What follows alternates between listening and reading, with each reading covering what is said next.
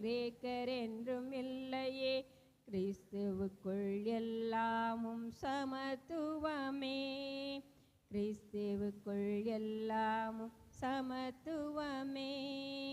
கிறிஸ்துவுக்குள் வாழுகின்ற புது வாழ்விலே ஆணென்றும் பெண்ணென்றும் பேதமில்லையே. 4வது ஸ்டான்ஸா. அருள் வாழ்வின் நிறைவு அழகான நிலவு, அதிகாலை விடிவள்ளி அமலோற்பவி, அவள் எழில் வாழ்வின் பாடங்கள் ஏனிப்படி, பெண் தேடும் விடுதலை போராளி மரியா, பெண் தேடும் விடுதலை போராளி மரியா, அவர் போலே நாம் இங்கு வாழ்வோமே சரியா, அவர் போலே நாம் இங்கு வாழ்வோமே சரியா. கிறிஸ்துவுக்குள் வாழுகின்ற புது வாழ்விலே ஆணென்றும் பெண்ணென்றும் பேதமில்லையே. 4வது ஸ்டான்ஸா பழையடி பாடுவோம். அருள் வாழ்வின் நிறைவு அழகான நிலவு, அதிகாலை விடிவெள்ளி அமலோற்பவி, அவள் எழில் வாழ்வின் பாடங்கள் ஏனிப்படி, பெண் தேடும் விடுதலை போராளி மரியா, பெண் தேடும் விடுதலை போராளி மரியா, அவர் போலே நாம் இங்கு வாழ்வோமே சரியா, அவர் போலே நாம் இங்கு வாழ்வோமே சரியா. கிறிஸ்துவுக்குள் வாழுகின்ற புது வாழ்விலே ஆணென்றும் பெண்ணென்றும் பேதமில்லையே, கிறிஸ்துவுக்குள் வாழுகின்ற புது வாழ்விலே ஆணென்றும் பெண்ணென்றும் பேதமில்லையே.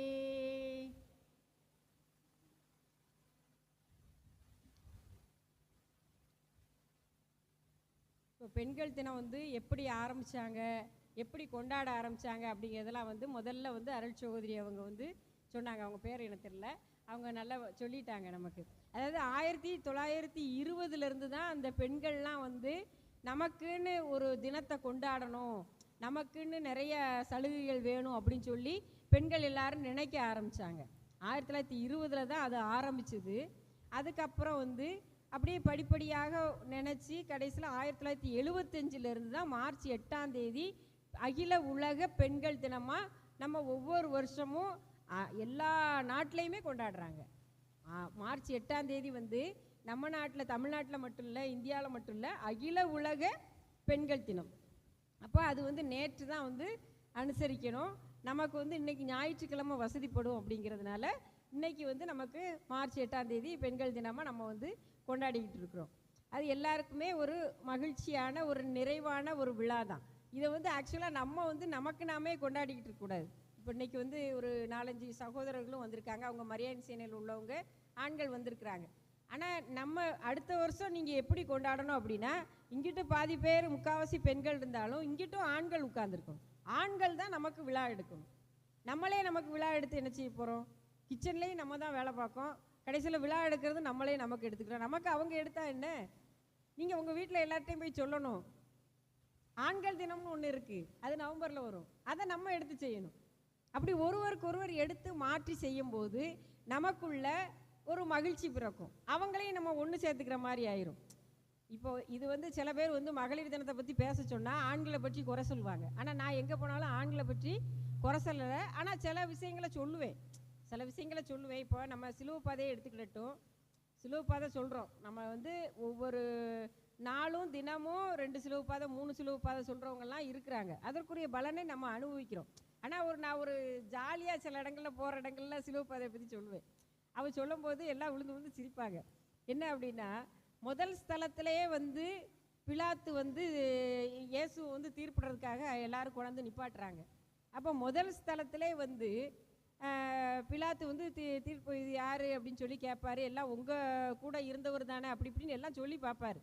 ஆனால் ஒரு வேலும் கேட்க மாட்டான். எல்லாரும் அவரால் குணமாக்கப்பட்டவர்கள், அவரால் எல்லா நலன்களும் பெற்றவர்களாகத்தான் அங்கே இருந்தவங்களில் நிறைய பேர் கூக்குரல் இட்டவங்க. இப்போ நம்மளே என்ன செய்கிறோம், பெண்களே சில சமயங்களில் பெண்களுக்கு எதிரியாக இருக்கும். இப்போ நம்ம கூட உள்ள பெண்ணை பற்றிய அடுத்து அவள் இல்லைன்னா உடனே என்ன செய்கிறது, அங்கே வந்து உடனே அடுத்து என்ன நடக்கணும், புறணி தான் நடக்கும். ஒரு ஆள் இல்லை அப்படின்னு சொன்னால், இப்போ மரியாதை சென்ன கூட்டத்துக்கு 20 பேர் இருக்கீங்க அப்படின்னு சொன்னால், வந்திருக்கிறது ஒரு 15 பேர் வந்திருப்பீங்க.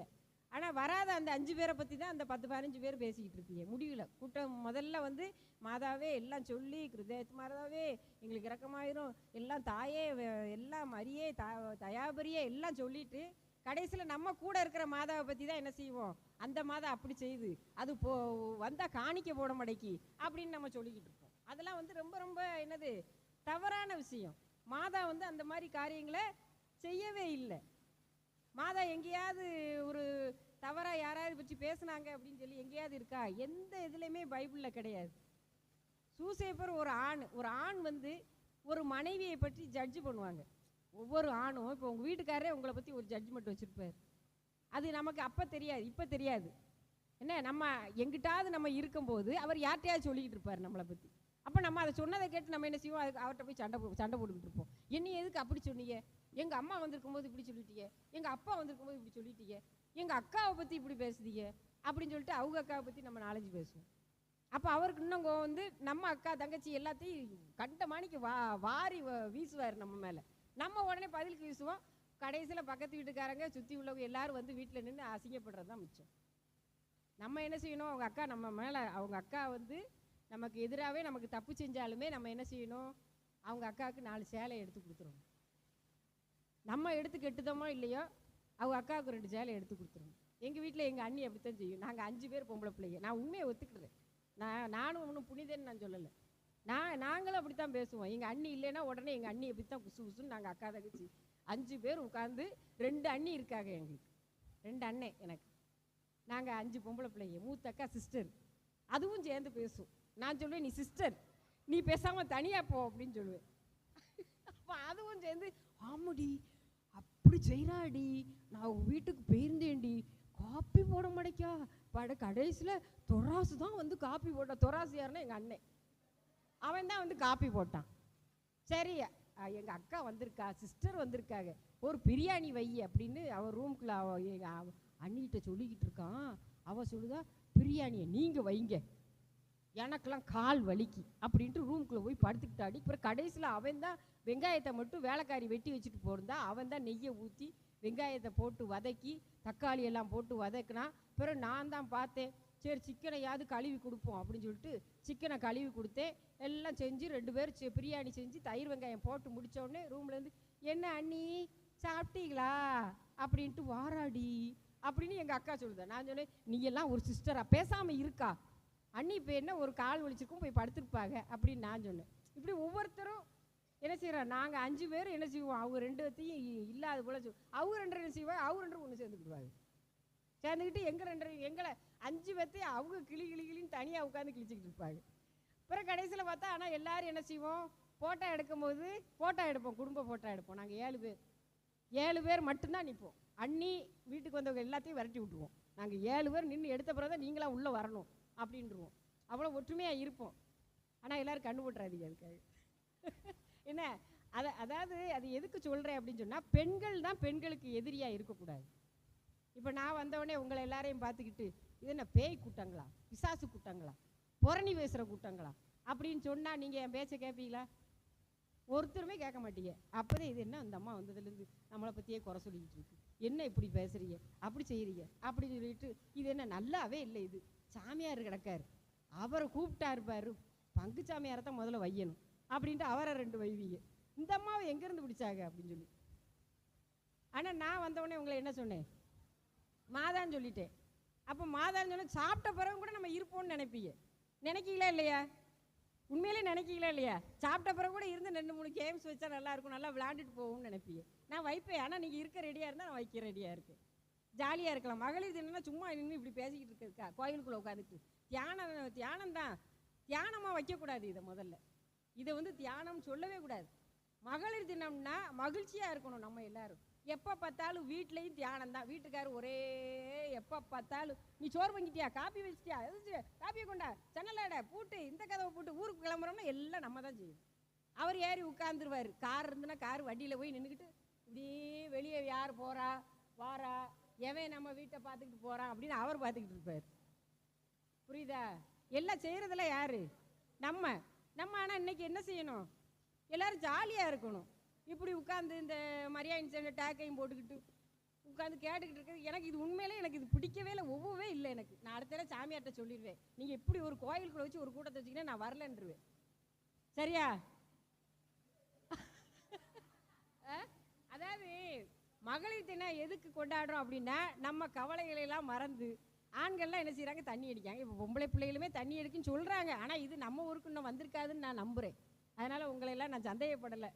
என்ன அதனால் எல்லாருமே நீங்கள் எல்லாருமே நல்ல புனிதைகளாக தான் இருக்கீங்க இது வரைக்கும். இனிமேல் வர்ற பிள்ளைகளையும் நம்ம புனிதைகளாக வளர்க்கணும், மாதாவை போல் வளர்க்கணும். அதுதான் உண்மை. அது வேண்டான்னு நான் சொல்லவே இல்லை. ஆனால் மகளிர் தினத்தன்னைக்கு மட்டும் நம்ம அதெல்லாம் விட்டுட்டு நம்ம நிஜ உலகுக்கு கொஞ்சம் வரணும். அதுதான் சமூகத்தை பற்றி என்னைய பேச சொல்கிறதுக்கு ஃபாதர் கூப்பிட்ட சொன்ன ஒரு விஷயம். ஆரோக்கியராஜ் ஃபாதரை கூப்பிட்ருக்காங்க.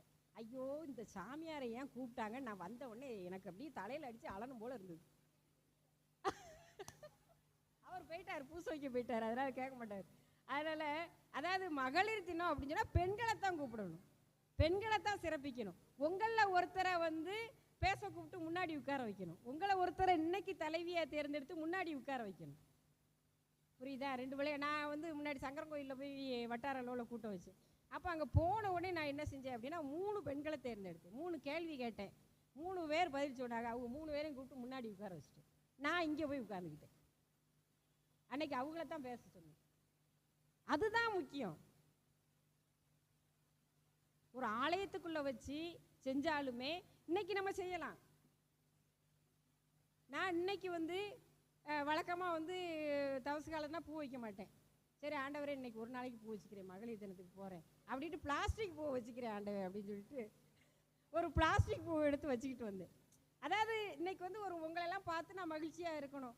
ஒரு பூ வச்சு பொட்டு வச்சு வந்தவொடனே சந்திரன் கொடுத்தாங்க, அதை வச்சு எல்லாத்தையும் வச்சுருக்கும் போது நமக்கு ஒரு மன நிறைவாக இருக்குது, மகிழ்ச்சியாக இருக்குது. அந்த மகிழ்ச்சி தான் மகளிர் தினம். நம்ம வீட்டில் எப்போ பார்த்தாலும் பிள்ளைங்க வரும். அடுத்து அவன் காலேஜ்லேருந்து வந்துட்டான், அவனுக்கு சோறு பொங்கணும்னு அன்றைக்கி நாள் பூரா நம்ம பொங்கி பொங்கி மகனுக்கு எல்லாம் செய்வோம். அவன் அங்கிட்டு போய் ஒரு பிள்ளையை லவ் பண்ணிட்டு நான் லவ் பண்ணி கல்யாணம் முடிக்க போகிறேன்பான். நடக்கா இல்லையா?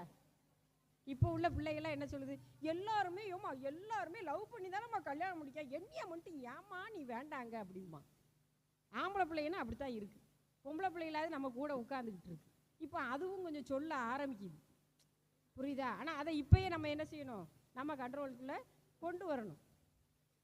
அதனால் மகளிர் தினம் அப்படின்னு சொன்னாலே சமூகம்தான். இந்த சமூகத்தில் நம்ம எப்படி இருக்கிறோம், அரசியலில் நம்ம பங்கெடுக்கிறோமா? இப்போ உள்ள காலகட்டத்தில் அரசியலில் எல்லா பெண்களுமே மரியாதை சேனையில் உட்காந்து பிதாசுதன் போட்டுக்கிட்டு இருந்தோம்னா பின்னாடி கூட ஒருத்தர் எத்தி விட்டுருவான். அதை மட்டும் போட்டுக்கிட்டு இருந்தோம்னா பின்னாடி என்ன நடக்குங்கிறதையும் நம்ம இப்போ என்ன செய்ய வேண்டியிருக்கு, பார்க்க வேண்டியிருக்கு. அதனால் மரியாதை சேனையில் இருங்க, நல்லா ஜெபம் பண்ணுங்க, ஜெபமாலை சொல்லுங்க, எல்லாம் செய்யுங்க. சமூகத்தையும் கொஞ்சம் கவனிங்க. பக்கத்தில் சாக்கடை ரோட்டுக்கு வருதா, அதை போய் நகராட்சியில் போய் சொல்லுங்கள். அது மாதிரி பக்கத்து வீட்டில் ஒருத்தி குப்பை காலையில் என்ன செய்வார், எங்கள் வீட்டு பக்கத்து வீட்டு தாத்தா என்ன செய்வார், வேகமாக நான் வர்றதுக்கு முன்னாடி அவர் பெருக்கிடுவார். எதுக்குன்னா பெருக்கி எங்கள் வீட்டுக்கிட்ட ஒதுக்கிடுவார், அதை நான் சேர்த்து அள்ளிடணும். அப்படிப்பட்ட நல்லவர்கள் தான் இப்போ இருக்காங்க உலகத்தில். அது மாதிரி சாக்கடை எனக்கு முந்தின வீட்டிலேருந்து உள்ள சாக்கடை எங்கள் வீட்டு வழியாக தான், நம்ம வீட்டு வழியாக தான் போகும். அவங்க என்ன செய்வாங்க, அவங்க வீட்டு எல்லா வரைக்கும் தள்ளிட்டு விட்டுருவாங்க. அந்த போய் நம்ம தான் தள்ளணும். அப்போ நம்ம அதை தட்டி கேட்கணும், பார்த்துக்கிட்டு சும்மா இருக்கக்கூடாது. உங்கள் வீட்டு குப்பையை உங்கள் வீட்டு வரைக்குமாவது நீங்கள் அள்ளுங்கக்கா, அதை நம்ம சாதாரணமாக சொல்லணும், சண்டை போடக்கூடாது. அதை போய் என்ன செய்யக்கூடாது, பெண்கள் போய் வெளியே போய் சண்டை போடக்கூடாது.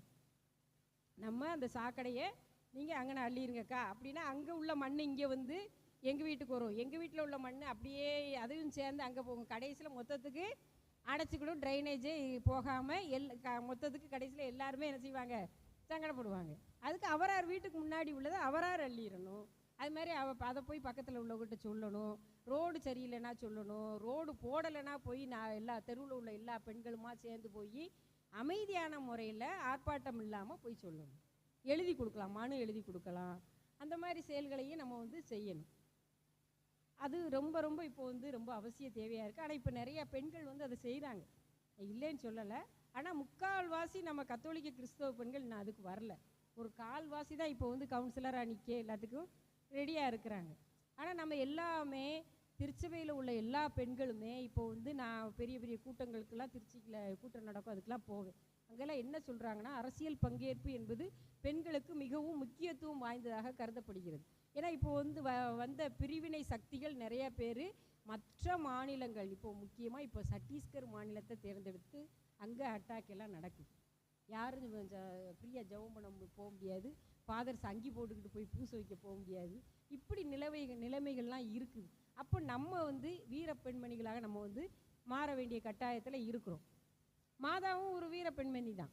அவங்க வந்து அவங்க செய்யாத புரட்சிங்கிறதே கிடையாது. அதாவது சிலுவை பாதை நான் சொல்லிட்டு இருந்தேன், பாதியில் நிப்பாட்டிட்டேன், அது தொடர்ந்து வரும். அப்போ பிலாத்துவின் மனைவி வந்து பிலாத்துவுக்கு தனியாக கூப்பிட்டு சொல்கிறா. அப்போ அவள் எவ்வளோ பெரிய நல்ல பெண் அப்படின்னு சொல்லி பாருங்க. பிலாத்து வந்து தீர்ப்பு சொல்லாத, நீ இப்படிப்பட்ட நல்ல மனிதருக்கு தீர்ப்பு சொல்லாதே அப்படின்னு சொல்ல உடனே பிலாத்துவும் அவன் மனைவியோட ஆலோசனையை கேட்டு கை கழுவி விடுகிறான். ஆனால் அவன் அந்த கை கழுவாமல் இயேசுவை விடுவித்திருந்தானால் வேற மாதிரி இருந்திருக்கும், மீட்பு திட்டம் வந்து நிறைவேறியிருக்காது. ஆனாலும் பிலாத்துவின் மனைவி ஒரு பெண் ஒரு நல்ல ஆலோசனையை சொல்கிறார். அவர்கள் வில்லனும் வில்லியாக இருந்தாலுமே அந்த வில்லி ஒரு நல்லவள் தானே. அந்த மாதிரி நல்லவர்களாக நாம் இருக்க வேண்டும். இப்போ நம்ம பங்கு தந்தைக்கு ஒரு பிரச்சனை வருது அப்படின்னு சொன்னோன்னே எல்லாரும் என்ன செய்யக்கூடாது, ஓடி போய் வீட்டுக்குள்ளே போய் ஜோன்னு சொல்கிறதுக்கு மட்டும் வருவோம், கோயிலை திறந்து வைக்கணும், எல்லாம் செய்யணும். ஆனால் சாமியாருக்கு ஒரு பிரச்சனைங்கேயும் எல்லாரும் என்ன செய்யுது, ஓடி போய் ஒழியக்கூடாது, தைரியமாக நின்று எதிர்த்து கேட்கணும். அதைத்தான் நம்ம செய்யணும். இப்போ பிலாத்துவின் மனைவி அதைத்தான் செஞ்சான். அவ்வளோ பெரிய கூட்டம் நின்று அவனை பிலாத்துவை வந்து நிர்பந்தப்படுத்துகிறாங்க, நீ இவனுக்கு தீர்ப்பு சொல்கிறியா இல்லையா, சிலுவை சாவுக்கு தீர்ப்பு சொல்கிறியா இல்லையா அப்படிங்கிறாங்க. ஆனாலும் அவன் கை கழுவிட்டு மனைவியின் ஆலோசனையை கேட்டு செல்கிறான். அதே போல் தான் நம் குடும்பத்திலும் நம் மனைவியாகிய நாம் ஒவ்வொருவரும் நமது கணவர்களுக்கு தகுந்த வேளையில் தகுந்த சிறந்த ஆலோசனைகளை வழங்குபவர்களாக நாம் இருக்க வேண்டும். அதுதான் அறிவு. அது நான் 7 விஷயங்கள் இன்னைக்கு சொல்லணும் வந்தேன். முதல் விஷயம் வந்து அன்பு. அன்பு என்றாலே அன்னை. ஒரு கவிதை இருக்குது, அன்பு என்றாலே அன்னை. அந்த கவிதையை நான் உங்களுக்கு வாசிக்கிறேன். அதை வாசித்தாலே உங்களுக்கு வந்து ஒரு பெண்ணா எப்படி இருக்கணும் அப்படின்னு சொல்லி உங்களுக்கு தெரியும். அதாவது அன்பை புரிவதில் அன்னை, அறிவை போதிப்பதில் ஆசிரியை, அரவணைப்பில் சகோதரி, மனதோடு உரையாடுவதில் சிறந்த துணைவி, பொறுமையில் பூமாதேவி. இப்படி ஒரு 5 இருக்குது. இதோட நான் கூட 2 சேர்த்துக்கிட்டேன். திறமை வாய்ந்தவளாக, சுதந்திரம் மிக்கவளாக, அதாவது திறமை வெற்றி பெற்றவளாக சீதேவியாக ஒரு பெண் இருக்க வேண்டும். சீதேவியாக பெண் இருக்க வேண்டும். சுதந்திரம் பெற்றவளாக பாரத மாதாவை போல ஒரு பெண் இருக்க வேண்டும். அப்போ இந்த 7 குணங்கள் இருக்க வேண்டும். அன்பு, அறிவு, அரவணைப்பு, தைரியம், பொறுமை, திறமை, சுதந்திரம். இந்த 7ம் இருந்த ஒரே பெண்மணினா நம்ம மாதா தான். 7 குணங்களுமே மாதாட்ட இருந்தில்ல. பொறுமை வந்து தாழ்ச்சியை குறிக்குது. அதாவது அன்பு வந்து அன்னை அப்படின்னு சொன்னேன். அன்பு அன்னை என்றால், அன்பு என்றாலே அன்னை மரியாவைத்தான் குறிக்கின்றது. அப்போ அன்னை மரியா எப்படி வாழ்ந்தார்களோ அதே போல் நம்ம இப்போ சிலுவை பாதையில் 2வது ஸ்தலத்துக்கு போகிறோம். நம்ம முதல் ஸ்தலத்தில் தீர்ப்பு, மக்களே வந்து என்ன செஞ்சுட்டாங்க, தீர்ப்புட்டாங்க. அப்புறம் 2வது ஸ்தலத்தில் இயேசுவோட தோளில் வந்து சிலுவையை சுமத்துறாங்க. அப்போ மாதா இருந்திருப்பாங்களா இல்லையா? மாதா கூட சேர்ந்த எல்லா பெண்களுமே இருந்து பார்த்துருப்பாங்க. அங்கே ஒரு ஆண்கள் கூட, ஒரு சீடர்கள் கூட ஆனால் கிடையாது. சிலுவை பாதையில் மொத்தத்துக்கு ஒரு சீடர்களுமே கிடையாது. 12வது ஸ்தலத்துக்கு தான் மாதா தான் வந்து என்ன செய்வாங்க, யோவானை எங்கேயோ போய் தேடி கண்டுபிடிச்சி தலையில் குட்டி கூட்டிகிட்டு வந்திருப்பாங்கன்னு நினைக்கிறேன். அது உண்மையாக தான் இருக்கும். அப்படி தான் நடந்திருக்கும். ஏன்னா எல்லாருமே ஓடி போயிட்டாங்க. பேதுரு அது வந்து ஆண்கள் சொல்கிறது. நம்ம சொல்கிறது வந்து மாதா தான் வந்து என்ன செஞ்சாங்க, யோவானை கூப்பிட்டு வந்திருப்பாங்க அப்படின்னு நம்ம சொல்லிக்கிடுவோம். ஏன்னா மாதா தான் வந்து ஆண்டவர் கூடயே வர்றாங்க. அந்த இயேசுநாதர் படம் நீங்கள் பார்த்துருப்பீங்கன்னா தெரியும். மாதா இயேசு வந்து கற்றுணில் கட்டி அடிப்பாங்க, தலையில் முள்முடி சுட்டின உடனே அந்த அந்த காட்சியை நினச்சாலே நான் அழுவேன். என்ன, அப்போ அந்த சிந்தின ரத்தத்தை வந்து மாதா வந்து தொடப்பாங்க துணியில். டிவி நம்ம ஜீசஸ் படத்தில் வந்து வரும். அதை பார்த்து நான் அந்த நான் இருக்கிற காட்சி, இயேசு உயிர் திறந்த காட்சியில் கூட நான் கண்ணீர் சிந்து அழுதுல. அந்த மாதா வந்து அந்த சிந்தின ரத்தத்தை துடைக்கும் போது எவ்வளவு வேதனைப்பட்டிருப்பாங்க. துடைக்கும் போது ஒரு பெண்ணால் வந்து மகன் சிந்தின ரத்தத்தை துடைக்கணும், இறந்த உடலை சுமத்தின போது கூட அவ்வளோ வேதனைப்பட்டிருப்பாங்க. அந்த ரத்தம் வந்து அவங்க ரத்தம், அவங்களுடைய ரத்தம் வந்து கீழே இருக்குது அப்படின்னு தானே எல்லா பெண்ணுமே நினைப்போம். இப்போ நம்ம பிள்ளைங்க கீழே விழுந்துருச்சு, கால் முட்டியில் ரத்தம் வருதுன்னா நம்ம என்ன செய்வோம்? உடனே ஓடி போய் தூக்கி அதை வந்து அந்த காயத்துக்கு நல்லா இந்த மண்ணெல்லாம் பட்டிருக்கிறதெல்லாம் முதல்ல தொடச்சி, பிறகு டெட்டாலை ஊற்றி அதை தொடச்சி, அதுக்கு ஐயோ அப்படின்னு கத்தும். உடனே டெட்டால் காந்துதா அப்படின்னு சொல்லிட்டு சரி லைட்டாக தண்ணி, பச்சை தண்ணியை வச்சு லேசாக அதை சுற்றி ஒத்தடம் கொடுத்து, அதுக்கு ஒரு நல்ல பஞ்சு வச்சு, அது முதல்ல ஒரு துணியை வச்சு, அதுக்கு மேலே ஒரு பஞ்சை வச்சு, அதுக்கு மேலே ஒரு துணியை போட்டு கெட்டுவோம். இங்கே இருக்கிற காயத்துக்கு கெட்டு போட முடியுமா? இயேசுக்கு இருந்த காயத்துக்கு கேட்டு போட முடியும். அப்போ முதல் முறையாக கீழே விழுந்த போதும் மாதா தான் இருக்கிறார்கள். அடுத்ததாக 4வது ஸ்தலத்தில் மாதா போய் சந்திக்கிற ஒரு நிகழ்வை வந்து நமக்கு சொல்கிறாங்க. அப்போ முதல்ல இருந்தே மாதா வந்து சிலுவை பாதையில் ஒவ்வொரு ஸ்தலத்துலேயும் மாதா வந்து அவங்க கூடயே வராங்க இயேசு. அப்போ அடுத்த ஸ்தலத்துக்கு சீரேனே உராய் யார் சிமியோன்கிறவர் வந்து ஆண்டவருக்கு சிலுவை சமைக்க உதவி செய்கிறாங்க. அதை யார் கூப்பிட்டு வந்திருப்பா? மாதா தான் கூப்பிட்டு வந்திருப்பாங்க. நினச்சி பார்க்கணும். இப்போது ஒரு நம்ம வீட்டிலே ஒரு நிகழ்வு நடக்குது அப்படின்னா ஒவ்வொரு நிகழ்வுலையுமே பெண்கள் இருப்பாங்க, பின்னாடி தான் இருப்போம் நம்ம. ஆனால் மாதா இங்கே வந்து முன்னாடி வராங்க. முன்னாடி வந்து சூசையை அவரையும் கூப்பிட்டு வந்து, ஐயா என் பிள்ளைக்கு சிலுவையை சுமக்க முடியல, தயவுசெய்து சுமங்க ஐயா அப்படின்னு சொல்லி சீடர்கள் ஒருத்தரையும் காணோன்னு அவரை கூட்டிகிட்டு வந்திருக்கலாம். அதெல்லாம் கட்டாயம் நடந்திருக்கும். நம்ம சிலுவை பாதையை நினைக்கும் போது ஒவ்வொரு கட்டத்திலையும் மாதாவோட செயல்பாடுகள் எப்படி எப்படி இருந்திருக்கும் அப்படின்னு சிந்திச்சு நீங்கள் சிலுவை பாதையை தியானிச்சிங்கன்னா உங்கள் குடும்பத்துக்கு அவ்வளவு நல்லது, குடும்பமும் சிறப்பாக நடைபெறும். அதைத்தான் வந்து இந்த சிஎஸ்ஐக்காரங்க அவங்கெல்லாம் என்ன சொல்லுவாங்கன்னா திறப்பின் வாசல் அப்படின்னு சொல்லுவாங்க. ஒவ்வொரு பெண்ணுமே திறப்பின் வாசலாக இருக்கணும், திறப்பின் வாசலில் நிற்கணும் அப்படின்னு சொல்லுவாங்க. அதுக்கு என்ன அர்த்தம் அப்படின்னு சொன்னால், ஒரு வீடு, அந்த வீட்டை சுற்றிலும் ஒரு காம்பவுண்ட் சுவர், அந்த காம்பவுண்ட் சுவரில் வந்து விரிசல்கள் விழும், அது உடைந்து கூட விழலாம். ஆனால் அந்த விரிசல்கள் இருக்கிற இடங்கள்லையும் உடைந்து விழுந்த இடத்துலையும் பெண் நிற்க வேண்டும், அந்த பெண் ஜெபித்து கொண்டு இருக்க வேண்டும். அப்படி என்றால் அந்த வீட்டிற்குள் எந்தவித தீய சக்திகளும் நுழைய முடியாது. அப்போ அந்த திறப்பின் வாசல் என்பவள் யார் என்றால் அது அன்னை மரியா. அன்னை மரியாவை போல இங்கே உட்கார்ந்திருக்கிற அனைத்து மாதாக்களும் அவர்கள் தங்கள் குடும்பங்களுக்கு அதை செய்ய வேண்டும், திறப்பின் வாசலாக இருக்க வேண்டும். அந்த வாசலில் நின்று நம்ம ஜெபம் நிற்கும் போது அந்த ஜெபத்தை தாண்டி எந்த ஒரு தீய சக்தியுமே நம்ம குடும்பத்துக்குள்ளே வராது. அதைத்தான் வந்து மாதா வந்து செஞ்சாங்க. அந்த மீட்பின் திட்டமும் நிறைவேறணும், அது மகனுக்கு வலிக்காதபடியும் இருக்க வேண்டும், மகன் அந்த திட்டத்தை கடைசி வரை நிறைவேற்ற வேண்டும் என்பதில் மாதா வந்து கருத்தாக இருந்தாலோ அதே போல் நம்மளும் நம்ம குடும்பத்தையும் நம்முடைய கணவனையும் நம்முடைய பிள்ளைகளையும் அவ்வாறு திறப்பின் வாசல்களாக இருந்து ஜெபிப்பவர்களாக இருந்து அந்த குடும்பத்தை தற்காத்து கொள்ள வேண்டும் என்பதுதான் இந்த சிலுவை பாதையில் மாதா நமக்கு உணர்த்துவது. அடுத்தபடியாக அடுத்த ஸ்தலத்தில் வந்து வெரோனிகா அம்மாள் வந்து முகத்தை துடைப்பாங்க. இந்த வெரோனிகா அம்மாவையும் மாதா கூட தான் வந்திருப்பாங்க. அவங்க தான் தைரியம் சொல்லி என் பிள்ளைக்கு இப்படி ரத்தமாக வலியுதுமா போய் அது துணி கையில் வச்சுருக்கே இப்போ தொடமா அப்படின்னு சொல்லியிருக்கலாம், என்ன சொல்லியிருப்பாங்க. அவங்களால் அதை செய்ய முடியாமல் அந்த கைகால் நடுங்கி இருக்கலாம், மாதாவால் அப்படி போய் தைரியமாக துடைக்க முடியாமல் இருந்திருக்கலாம். அதனால் இன்னொரு பெண்ணை அழைத்து கூட அவர்கள் அவ்வாறு சொல்லி இருக்கலாம். அதே மாதிரி அதுக்கடுத்த ஸ்தலத்தில் இயேசுநாத சுவாமி கீழே விழுவாங்க. அப்போ கீழே விழும்போது மாதா எல்லா பெண்களும் சேர்ந்து தான் தூக்கி விட்டுருப்பாங்க. ஏன்னா அடுத்து 8வது ஸ்தலத்தில் அவர் வந்து என்ன சொல்கிறார், இயேசு மகளிருக்கு ஆறுதல் சொல்கிறார். ஒவ்வொரு மகளிரையும் பார்த்து ஆறுதல் சொல்கிறார். உங்களுக்காக அழாதீர்கள், உங்களுக்காகவும் உங்கள் பிள்ளைகளுக்காகவும் உங்கள் கணவர்களுக்காகவும் அழுங்கள்ங்கிறாரு. நம்ம அழுது ஜெபிக்க வேண்டியது யாருக்காக என்றால் அவர்களுக்காக. யாருக்காக நாம் உழைக்க வேண்டும் என்றால் ஒரு பெண் கழுத்தில் தாலி ஏறின மறு நிமிடமே கணவனுக்காகவும் அவர் மூலமாக நமக்கு கிடைக்கக்கூடிய பிள்ளை செல்வங்களுக்காகவும் தான் நான் ஜெபிப்பவர்களாக, அவர்களுக்காக நாம் உழைப்பவர்களாக நாம் வாழ வேண்டும் என்பதை அது உணர்த்துகின்றது. ஆண்டவர் இயேசு தெளிவாக சொல்கிறார். 2வது ஸ்தலத்தில் 8வது ஸ்தலத்தில் 7வது ஸ்தலத்தில் வந்து எல்லா பெண்களும் சேர்ந்து தூக்கி விட்டு அழுதுகிட்டே தூக்கி விட்டுருப்பாங்க.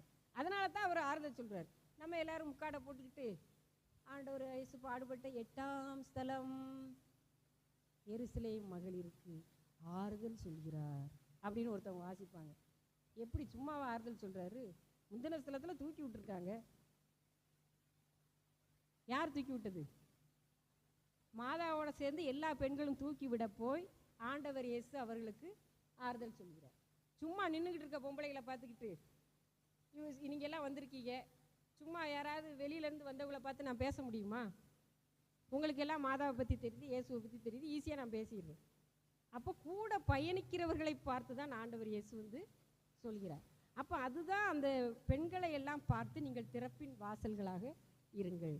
அந்த வாசலில் நின்று நம்ம ஜெபிக்கும் போது நம்ம குடும்பத்துக்கு எந்த தீங்கோ தீயவனுடைய ஆதிக்கமோ உள்ளே வரவே முடியாது.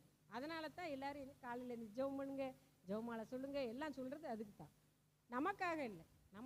நம்ம ஜெபமாலை சொல்லி நம்ம பிள்ளைகளுக்காகவும் குடும்பத்தாருக்காகவும் நம்ம ஒப்பு கொடுக்கும்போது, நம்முடைய குடும்பம் நல்லா இருக்கும்போது நம்மளும் என்ன செய்வோம்? ஆட்டோமேட்டிக்காக எல்லாருமே என்ன செய்வோம்? நல்லா ஆயிடுவோம். அதுதான் அந்த குடும்பத்தை வெற்றியாக நடத்துவதற்கு ஒரு பெண்ணுக்குள்ள, அதுதான் 6வது பாயிண்ட். வெற்றியாக எப்படி அந்த குடும்பத்தை நடத்துறது, திறமையாக வெற்றியாக நடத்துறது எப்படி அப்படின்னு சொல்லி அதில் பார்க்குறோம். அதே மாதிரி அதுக்கடுத்து 9வது ஸ்தலம் 10வது ஸ்தலம் இதெல்லாம் வந்து பொதுவாக வருது. எல்லாத்துலேயுமே மாதா வந்து இருக்கிறாங்க. 12வது ஸ்தலத்தில் வந்து மாதா வந்து சிலுவை அடியில் வந்து மாதா நிற்கிறாங்க. மாதா நிற்கும்போது அவரோடு சேர்ந்து பெண்களும் இருந்தாங்க. யாரெல்லாம் இருந்தா? மாதாவோட சேர்ந்து நின்ன பெண்கள் வேற குளோப்பாவின் மனைவி மரியா, எல்லாமே மரியா தான் அங்கே நின்னாங்க. ஆமாம், இப்போ நான் சொன்ன மாதிரி உங்கள்கிட்ட எல்லாட்டையும் சொன்ன மாதிரி நீங்கள் எல்லோரும் மாதாங்க மாதிரி சிலுவை கடியில் நின்னது எல்லாருமே யார்? மரியா தான் நின்னாங்க, வேறு யாருமே கிடையாது. மரியானா யார்? எல்லாமே பெண்கள் தான். அப்புறம் மாதா மடியில் வந்து இயேசுவை கிடத்துவாங்க. யார் நிற்கா? மாதா மடியில் கிடத்திருப்பாங்க. சுற்றிலும் யார் இருந்திருப்பா? பெண்கள் தான் இருந்திருப்பாங்க. நம்மளை மாதிரி மாதாவாகிய பெண்கள் தான், அவங்க கூடயும் மரியாவாகிய பெண்கள் தான் அங்கே இருந்திருப்பாங்க. நான் அந்த சிலுவை அடியில் நின்றிருந்த பெண்களோட பெயர்களை வாசிக்கும் போதெல்லாம் அதை வாசித்து நான் தியானிக்கும் போது ஃபுல்லாக அப்படி தான் நான் நினப்பேன். எல்லாமே மரியா தான், நம்மளுமே மரியா தான். மரியாவாக இருக்க போய் தான் அவங்களும் சிலுவை அடியில் வந்து நிற்க முடிஞ்சது. எல்லாராலையும் நிற்க முடியாது. இங்கே கூட்டத்துக்கு நிறைய பேர் அழைச்சிருந்தாலும் நீங்கள் மாதாக்களாகி நீங்கள் தான் இங்கே வந்திருக்கிறீங்க. அப்படிங்கிறப்ப ஒவ்வொருவருமே மரியாவாக அந்த சிலுவை அடியில் நிற்கின்றோம். இப்பொழுது நம்ம சிலுவை பாதையாக நம்ம சென்று கொண்டிருக்கின்றோம். அடுத்தபடியாக 13ஆம் ஸ்தலம் முடிந்து 14வது ஸ்தலம், அதில் வந்து யோசேப்பு அப்படிங்கிறவரோட கல்லறை. யோசேப்பு யாரோட பேர்? இயேசுவோட தந்தையோட பேர். அப்போது வளர்ப்பு தந்தை ஆகிய சூசேப்பருடைய பெயரில் உள்ள அவருக்கு சொந்தமான கல்லறையில் தான் அடக்கம் செய்யப்பட வேண்டும். ஆனால் அவர்களுக்கு கல்லறை இல்லாததால் அந்த யோசேப்பு என்னும் பெயருடைய ஒருவருடைய கல்லறையில் தான் இயேசுவை வைக்கிறாங்க. அப்போ பைபிளில் வந்து எல்லா ரகசியங்களுமே ஒன்றை ஒன்று பின்னி பிணைந்து கிடக்கின்றது. அப்போது அந்த கல்லறைக்கு இடம் தேடி அந்த கல்லறையை தேடி கண்டுபிடிச்சி கூட்டு வந்ததுமே யாராக இருக்கும்? யோசேப்பை தேடி கூட்டு வந்தது யாராக இருக்கும்? மாதா தான் கூட்டிகிட்டு வந்திருப்பாங்க. அதை நான் வேடிக்கையாக சொல்லுவேன். இது சிலுவையடியில் சீடர்களை மாதா வந்து தேடிக்கிட்டு இருப்பாங்க. 12வது ஸ்தலத்தில் சிலுவையில் மறிக்க போகிறாரு. ஏழை பாவி பயல்களா எங்கடா போனீங்க? எல்லாவனும் கூடயே 12 பேர் சுற்றுனீங்களாடா, இப்போ ஒருத்தனையுமே காணுமே, எல்லாவனும் துண்டை காணும் துணியை காணும், எங்கடா ஓடுனீங்க அப்படின்னு நானாக இருந்தால் அப்படி கேட்டிருப்பேன். அதைத்தான் மாதாவும் கேட்டிருப்பாங்க. நான் இப்படியே கேட்டிருப்பேன், இல்லை உங்களுக்குலாம் அறிவு இருக்காடா? ஏன்டா இவ்வளோ நாள் நீங்கள் கூட வந்தீங்களேடா, கூடயே வந்தீங்களேடா, அவர் போன இடத்துக்குலாம் ராபோஜனம் செஞ்சதுக்கு வந்தீங்க. அதுக்கு முன்னாடி அவர் எங்கெல்லாம் போய் மாடியில் போய் சாப்பாடை ரெடி பண்ணினார், அங்கே போய் சாப்பிட உட்காந்தீங்க. ஒரு பெண் வந்து நறுமண தைலம் பூசினா அவ பூசின வீட்டில் வந்து எல்லோரும் உட்காந்து தின்னுக்கிட்டு இருந்தீங்க, இப்போ மட்டும் எங்கடா போனீங்க அப்படின்னு மாதா கட்டாயம் வஞ்சிருப்பாங்க. இதுக்கு எல்லோரும் நீங்கள் சிரிக்கணும், ஆனால் சிரிக்கலை. அதனால் மாதா வந்து எல்லாரையும் அப்போ வஞ்சிருப்பாங்க, வீரமாக வஞ்சிருப்பாங்க. அதுதான் வீரம்ங்கிறது. நம்ம வந்து தைரியமாக வீர பெண்ணாக மாதா இருந்ததுங்கிறத நான் அதை வந்து ஒரு 4வது பாயிண்டாக போட்டிருக்கேன். அதுமாதிரி அறிவு என்றால் ஆசிரியை. ஆண்டவர் இயேசுவுக்கு ஆசிரியையாக இருந்து அவரை பயிற்றுவித்து வளர்த்தது அன்னை மரியாதை. 12 வயசு வரைக்கும் மாதா சொல்லி கொடுத்தது. அதுக்கப்புறம் 12 வயசுக்கு அப்புறம் மாதா சொல்லி கொடுத்ததை தான் அவர் வந்து வெளியே சொன்னார். அதுதான் உண்மை. அவர் வந்து இறைமகனாக இருந்தாலும் அந்த அறிவையும் ஞானத்தையும் ஊட்டி வளர்த்தது இந்த ஜென்ம பாவம் இல்லாமல் உற்பவித்த அன்னை மரியாதை. அந்த அறிவை ஊட்டியது அன்னை மரியாதை. அதுக்கடுத்து அரவணைப்பு. இப்போ அந்த அரவணைப்பு வந்து குடும்பத்தில் வந்து ரொம்ப முக்கியமாக வேண்டியிருக்கா இல்லையா? இப்போ பிள்ளைங்க தப்பு செய்யும், உடனே நம்ம தெரிஞ்சு பேசி, போங்கடா என்னடா செஞ்ச, இப்படி செஞ்சியா, நீ வீட்டுக்குள்ளே வந்து அவனை காலை வச்சிருவேன்னு சொல்லுங்க. அவன் இன்னும் வீட்டை விட்டு ஓடியே போயிடுவான். நல்ல வேலையாக போச்சு, அம்மா வீட்டுக்கு போனால் காலை ஒடிச்சிரும் அப்படின்ட்டு ஓடி போயிடுவான். இதே இது ஆனால் வீட்டில் கூட பிறந்த சகோதரிகள் என்ன செய்வாங்க, அம்மா அப்பா அப்படி அடித்தாலும் கூட பிறந்த சகோதரி யாராவது அக்கா தங்கச்சி இருக்கிறவங்க என்ன செய்வாங்கன்னா, அவங்கள அரவணைச்சி அன்பா, இல்லை தம்பியாக இருந்தால் வாடா அம்மா எதுக்கு உன்னை வயிறா, நீ தப்பு செஞ்சதுனால தானே உன்னை வயிறா, வா நம்ம உட்காந்து படிப்போம் அப்படின்னு சொல்லி அன்பாக அரவணைச்சி ஒரு சகோதரியாக இருந்து சொல்லி கொடுக்குறாங்க. அதைத்தான் வந்து மாதாவுக்கு இயேசுவுக்கு கூட பிறந்த சகோதரி இருந்திருக்காது. அந்த சகோதரி பொறுப்பையும் மாதா தான் செஞ்சுருப்பாங்க. நம்மளும் நம்ம வீட்டில் பொம்பளை பிள்ளைங்க இல்லை அப்படின்னு சொன்னோம்னா அந்த சகோதரி பொறுப்பையும் நம்ம தான் செய்யணும். ஒரு நேரம் அடிக்கணும், ஒரு நேரம் அரவணைக்கணும். அப்படிப்பட்ட பெண்ணாகவும் நம்ம வந்து இருக்க வேண்டும். அது மாதிரி சமூகத்தில் உள்ள அனைத்து பெண்களையுமே அரவணைத்து செல்கிறவர்களாக நம்ம இருக்க வேண்டும். நம்ம வீட்டில் குடும்பத்தில் மட்டும் இல்லை, சுற்றி உள்ள பெண்களையும் வந்து நம்ம வந்து அரவணைத்து செல்பவர்களாக இருக்க வேண்டும் என்று சொல்கிறோம். அதேமாதிரி ஒரு தாய் தேற்றுவது போல நான் உன்னை தேற்றுவேன் அப்படிங்கிறார். அதுதான் அன்பு, தாய் அன்பு. ஆண்டவருடைய அன்பு வந்து யாருடைய அன்புக்கு ஈடாக சொல்கிறாங்க? தாயோட அன்பு தான், தந்தையோட அன்பு கிடையாது. தாயோட அன்புனா அது எந்த தாயோட அன்பு? மாதாவோட அன்பைத்தான் எல்லாரும் சொல்கிறாங்க. பைபிள்லே சொல்லியிருக்கு, ஒரு தாய் ஒரு பாட்டே இருக்குல்ல, ஒரு தாய் தேற்றுவது போல் என் இயேசர் தேற்றுவார். ஒரு தாய் தேற்றுவது போல் என் நேசர் தேற்றுவார். கரம்பி மூடு அணைப்பாரே, மனக்கலவலை தீப்பாரே, மார்போடு அணைப்பாரே, மனக்கவலை தீர்ப்பாரே. ஒரு தாய் தேற்றுவது போல் என் நேசர் தேற்றுவார். அத தாய்க்கும் நேசரும் ஒன்று தான். அப்போ மாதாவும் இயேசுவும் ஆண்டவரும் ஒன்று தான். அப்போ மாதாவும் ஆண்டவரும் ஒன்றுனா நம்மளும் ஒன்று தான். பெண்களாகிய நம்மளும் ஒரு ஒன்று தான். அதுதான் அன்பு. அதான் அன்பு, அறிவு, அரவணைப்பு. இந்த மூணையும் நம்ம பார்த்துட்டோம். அதுக்கடுத்து வந்தது தைரியம். தைரியம்னா என்னது? வீரப்பெண்ணா மாதா செயல்பட்டாங்கங்கிறத நான் வந்து உங்களுக்கு வரிசையாக சொன்னேன். ஒவ்வொரு சிலுவை பாதை ஒவ்வொரு ஸ்தலத்துலையுமே மாதா எப்படி கூட வந்தாங்க, அதுபோல் நம்மளும் கூட வரணும். இப்போ ஏசு கீழே விழுந்து கிடக்காருன்னு எல்லாரும் பேசாமல் இருந்துக்கிட்டாங்கன்னா யார் தூக்கி விடுறது?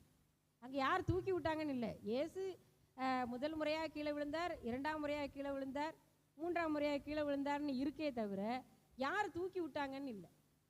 தூக்கி விட்டது பெண்கள் தான் நான் அடித்து சொல்கிறேன். ஏன்னா சீடர்கள் எல்லோரும் ஓடி போயிட்டாங்க, சீடத்திகள் தான் எல்லோரும் இருக்காங்க. இயேசுவோடு கூட இருந்த சீடர்களும் அவர்களுக்கு லூக்கான செய்தி 8ஆம் அதிகாரத்தில் நம்ம வாசிக்கிறோம். இயேசுவுக்கு பெண் சீடர்களும் இருந்தார்கள் அப்படின்னு சொல்லி வாசிக்குமா இல்லையா? எல்லாரும் ஒத்துக்கிட்டீங்களா? அப்போ நம்ம அதை பெண் சீடர்கள் தான் என்ன செஞ்சுருக்கோம்? இயேசு கீழே விழுந்து கிடந்தப்ப தூக்கி விட்டவங்க. ஏன்னா ஆண் சீடர்கள் எல்லாருமே என்ன செஞ்சாங்க? ஓடியே போயிட்டாங்க. அவரை முதல்ல பேதுரு யாருன்னே தெரியாதுன்னு வேற சொல்லிட்டார். அவரது தலையில தான் திருச்சபையை வேற கட்டினார். அதுக்கு பதிலாக ஏதாவது மகதலா மரியா தலையில் கட்டியிருந்தா கூட அவங்க கூட நின்றுருக்காங்க. புரியுதா? அதைத்தான் ஏன் அப்படி செஞ்சாருன்னு எனக்கும் தெரியல. அதனால் இப்போ வந்து ஆண்களை வந்து குறை சொல்கிறதுக்காக நான் சொல்லலை. அதாவது பெண்களுடைய மகத்துவத்தையும் மாண்பையும் உயர்த்துவதற்காக நான் இதை சொல்கிறேன். நம்மளுடைய மாண்பும் மகத்துவமும் நமக்கு தெரிய வேண்டும். முதலில் சமூகத்தில் நம்ம எப்படி வாழ்கிறோம் அப்படிங்கிறத பற்றி தெரியணும்.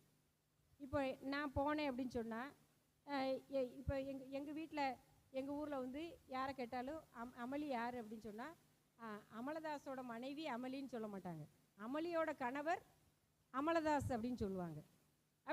எங்கள் வீட்டுக்காரர் என்ன சொல்லுவார்? நான் சொல்லுவேன், ஏதாவது ஒரு பேர் எழுதணும் அப்படின்னு சொன்னால் கோயிலில் அமளி அமலதாசன் தான் எழுதுவாங்க. முதல்ல என் பேரை போட்டு அதுக்கடுத்து அவர் பேரை சொல்லுவாங்க. சரி நான் சரி எல்லாரும் எழுதுறாங்க அப்படின்னு சொன்னால் நான் எங்கள் வீட்டுக்கார்ட்ட சொல்லுவேன், அமலதாஸ் அமளின்னு போடுங்க அப்படின்னு சொல்லுவேன். அவங்க சொல்லுவாங்க, நானும் அமளி அமலதாசனே போடுறேன், அதான் நல்லா இருக்குது, அப்படி சொல்கிறதுக்கு நல்லா இருக்குது அப்படின்னு சொல்லுவார். அப்படி நம்முடைய கணவரை நாம் சொல்ல வைக்க வேண்டும், நம்முடைய பிள்ளைகளை நாம் சொல்ல வைக்க வேண்டும். அதில் தான் நம்மளுடைய வெற்றியின் ரகசியம் அடங்கியிருக்கிறது. அதுதான் அடுத்தது, திறமையும் வெற்றியும் பெண்ணுக்கு இருக்க வேண்டும். திறமை அப்படின்னு சொன்னால் நீதிமொழிகள் நூலில் நம்ம வாசிக்கிறோம். நீதிமொழிகள் நூலில் எத்தனை வசனங்களில் பெண்களை பற்றி சொல்லியிருக்கு, யாராவது சொல்ல முடியுமா? எந்த அதிகாரத்தில் எந்த வசனத்துலேருந்து எந்த வசனம் வரையும் பெண்களை பற்றியே சிறப்பாக சொல்லியிருக்காங்க நீதிமொழிகள் நூலில்?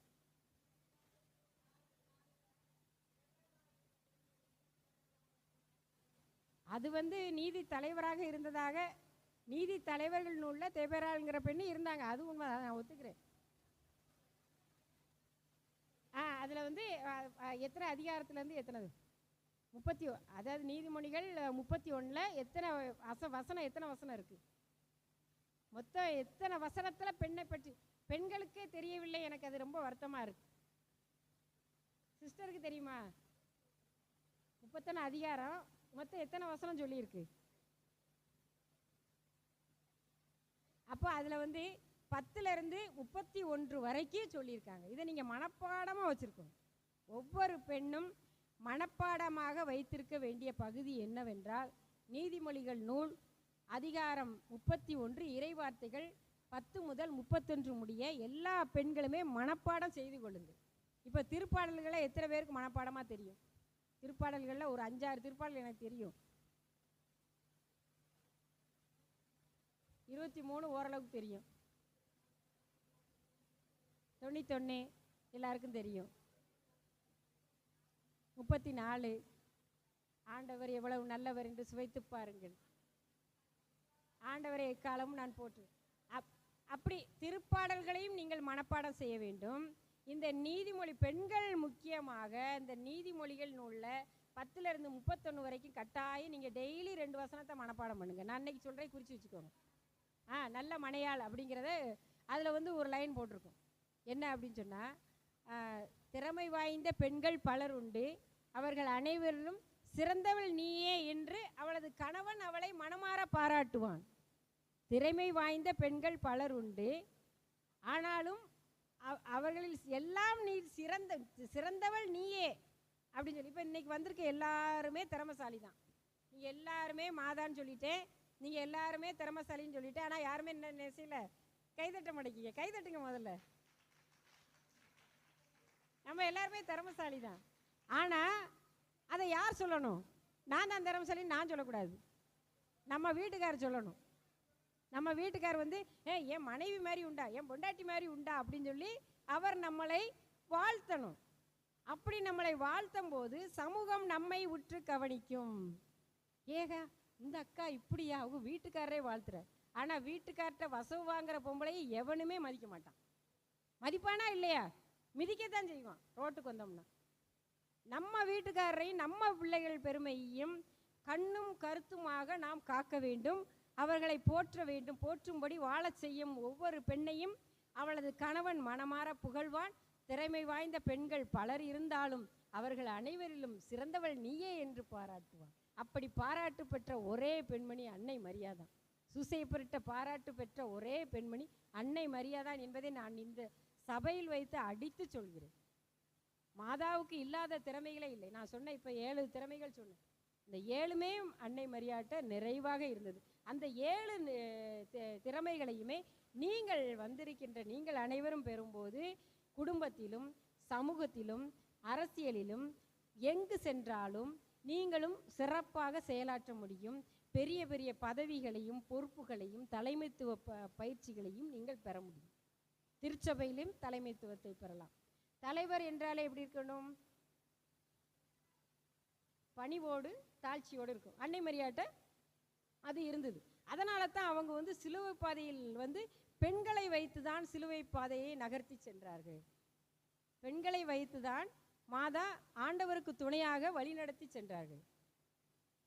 பெண்கள் தான் கூட முழுசும். இப்போ நம்ம இதில் சிலுவை பாதை சொல்கிறாங்க அப்படின்னா ஒவ்வொரு ஸ்தலத்துலையும் கூட ஓடுறது யார்? இங்கே உங்கள் ஊரில் சிலுவை பாதை எங்கே உள்ளே வச்சு சொல்லுவீங்களா வெளியிலையா? இங்கே உள்ளே வச்சு தானே சொல்லுவீங்க. அப்போ சிலுவை பாதை கூட பின்னாடி 2 பையங்க வேணால் இப்போ கூட அதுக்கு கூட பொம்பளை பிள்ளைய வந்துருச்சு லைட்டு பிடிக்கிறதுக்கு. அவங்க சிலுவை ஒருத்தன் பிடிச்சிருப்பான், 2 பிள்ளைங்க லைட்டு பிடிக்கும். அல்லது இப்போ பொம்பளை பிள்ளைகளே 3ஐயும் செய்யுதுங்க. சில ஊர்களில் தான் கிடையாது, ஆனால் முக்கால்வாசி ஊர்கள் அது வந்துருச்சு. ஆனால் பின்னாடியே ஓடுறது குரூப்பு யாருன்னா பெண்கள் தான். இப்பயும் ஓடிக்கிட்டு இருக்கோம் நம்ம தான். அப்போ நமக்கு நம்ம பாராட்டிக்கிடணும். அப்போது ஆண்டவர் இயேசுவோட வாழ்க்கையில் எப்படி அன்னை மரியா எல்லா மகனோட பின்னாடியே முதல் புதுமையை செஞ்சு வச்சாங்க. முதல் புதுமையை செய்யும் போது மாதா தான் ஆர்டர் கொடுக்குறாங்க, யோ செய்கிறியா இல்லையாயா அப்படிங்கிறாங்க. இயேசுவை பற்றி எப்படி யாரும் கேட்க முடியுமா? இப்போ நம்ம போய் இயேசுவை பற்றி மன்றாடி வேணால் கேட்கலாம். ஆண்டவரே எனக்கு தாங்க, நான் இப்படி கஷ்டப்படுறேன், என் குடும்பமெல்லாம் இப்படி இருக்கு, என் பிள்ளைங்க இப்படி இருக்கு, சொன்னோடி இயக்க முடிக்க, என் பிள்ளைக்கு வேலை கிடைக்கலையே, எல்லாம் நம்ம அதை தான் கேட்போம். கோயிலுக்கு என்ன சொல்லுவோம்? ஆண்டவரே என் பிள்ளைக்கு பரிசுத்தாவி கொடுங்கன்னு யாராவது கேட்போமா என்னன்னு எனக்கு தெரியல, ஆனால் நான் கேட்பேன். நீங்களும் அப்படி தான் கேட்கணும். பரிசுத்தாவியை பெற்றுக்கொண்டாலே எல்லாமே வந்துடுது. அப்போ மாதாவுக்கு முதல்ல கபிரியேல் தூதர் வாழ்த்தும் போது அருள் நிறைந்த மரியே வாழ்கன்னு வாழ்த்துறாரு. அப்போ அருள் நிறைந்த மரியே அப்படின்னு வாழ்த்துறது யார் அப்படின்னா, வாழ்த்தும் போது தூய ஆவியார் அவங்க மாதா மேலே வந்துருந்தாங்க. ஏற்கனவே அவங்க ஜென்மப்பாவமில்லாமல் உற்பவித்தவர்கள், அவர்கள் எல்லாமே நிறைவாக பெற்றிருந்தாலும் அந்த தூய ஆவியானவர் முதலில் பொழியப்பட்டது அன்னை மரியாவுக்கு தான். அதற்கு பிறகுதான் இயேசு உயிர் தெழுந்த பிறகு சீடர்கள் அனைவருக்கும் மாதா தலைமையில் தான் அப்பையும் பரிசுத்த ஆவி வந்தார். அப்போ அந்த பரிசுத்த ஆவியை நாம் கேட்டு பெறும்போது நாமும் நமது குடும்பமும் சிறப்பாக வாழ முடியும். எங்களுக்கு அதை தாங்க இதை தாங்க, ஐயோ எனக்கு சோறுவங்க அரிசி இல்லை. சில பொம்பளைகள் கோயிலில் அரிசி வேணும்னு கேட்டுக்கிட்டு அரிசி மூட்டையை ஆண்டவர்னா மேலேருந்து பொத்தாக போடுவார். நம்ம போய் உழைக்கணும், சம்பாதிக்கணும். முடியாதவங்க வேணால் இப்போ ரேஷன் கடையில் கொடுக்குறாங்க, அதை வாங்கி சாப்பிட்லாம். இல்லைன்னா நம்ம உழைக்க கை இருக்குது, தெம்பு இருக்குது அப்படின்னா பெண்கள் எல்லாருமே இப்போ சுய உதவி குழு அதுன்னு தொழில் தொடங்கிறதுக்கெலாம் கொடுத்துட்டு லோன் மாதிரி கொடுக்குறாங்க. அதை வாங்கி ஏதாவது ஒரு தொழில் பண்ணி அதுக்கு பணம்லாம் கட்டி அடைக்கிறாங்க. அதையும் நம்ம செய்யலாம். நான் சில இடங்களுக்கு போகும்போது சங்கரங்கோயில் வட்டாரத்துக்கு நான் போயிருக்கப்போ தொழில் முனைவோர் ஒருத்தவங்களை கூட்டிகிட்டு போயிருந்தேன். இன்றைக்கி எனக்கு சில பிரச்சனைகள் ஃபாதர் 4 நாளைக்கு முன்னாடி தான் சொன்னாங்க. என்னால் இன்னொருத்தவங்களை 2-3 பேரை ட்ரை பண்ணேன் இன்றைக்கி கூட்டிகிட்டு வர்றதுக்காக உங்களுக்கு.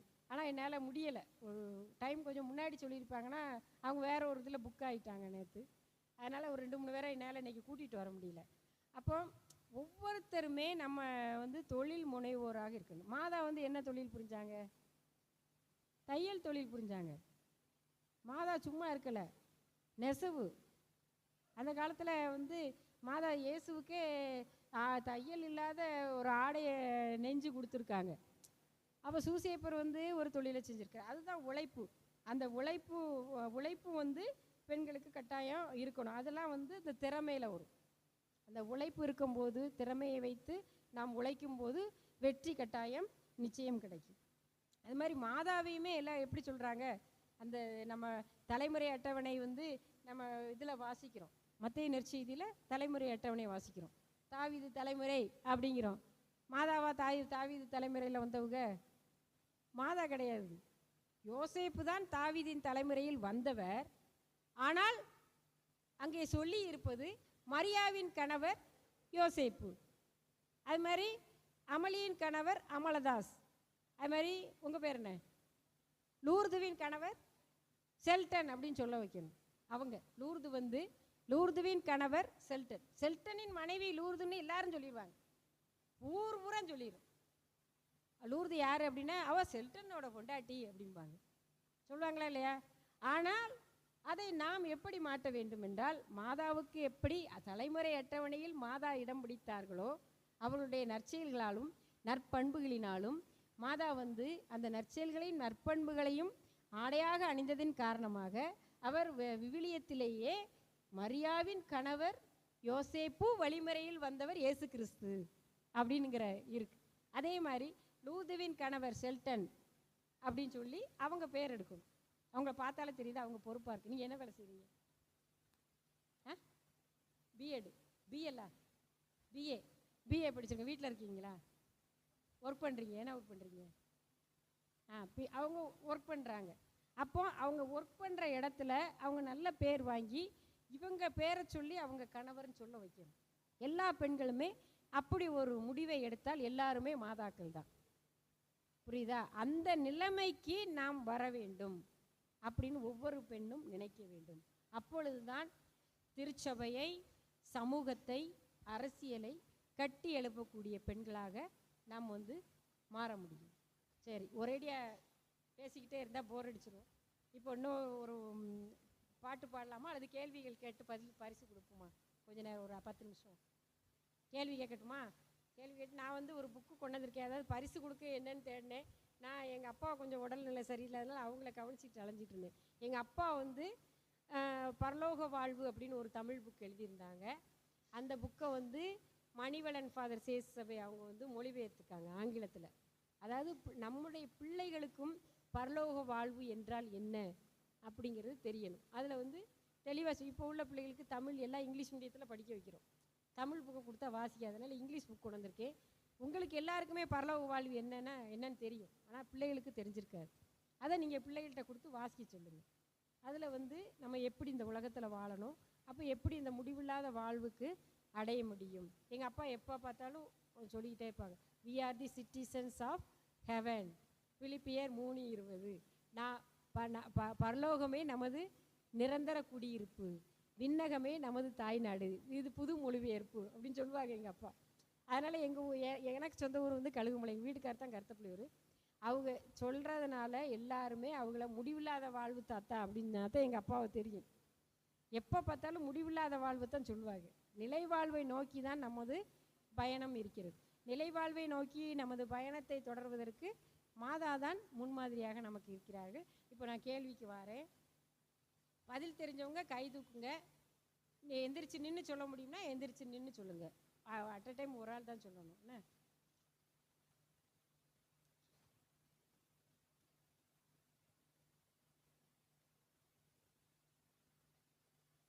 இப்போ முதல் கேள்வி மோசேவின் மனைவி பெயர் என்ன?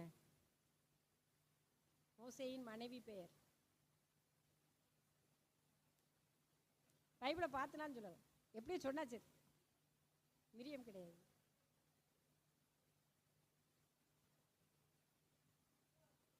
கரெக்ட். அம்மா சொல்லிட்டேன். கரெக்ட். அந்த புக்கு எடுத்தாங்க.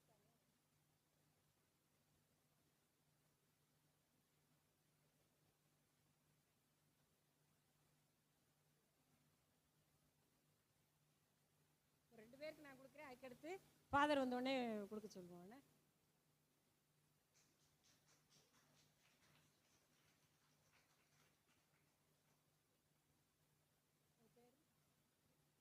அந்தோணிமால் அவர்களுக்கு பாராட்டுகள். முதல் பரிசை அந்தோணியார் வாங்கிட்டார்.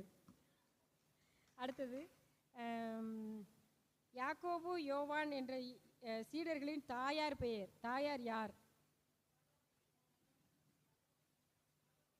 அவர் யாருடைய மனைவி?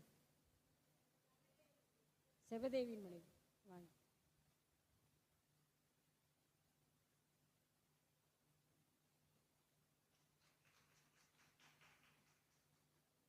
பரிசு பெற்ற லூர்துவுக்கு பாராட்டுகள். எல்லாரும் நல்லா கைதட்டுங்க. எல்லாரும் தூங்கிட்டீங்களா? சரி.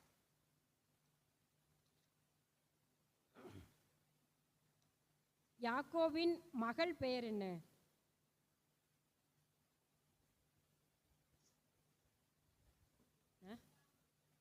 யாக்கோவின் மகள் யாக்கோபு.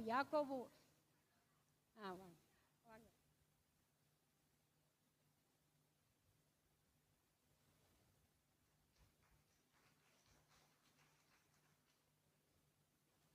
திருமதி உஷா அவர்களுக்கு வாழ்த்துக்களும் பாராட்டுகளும். கைதட்டுங்க. அதான் அவங்களுக்கு உற்சாகம், நமக்கு உற்சாகம்.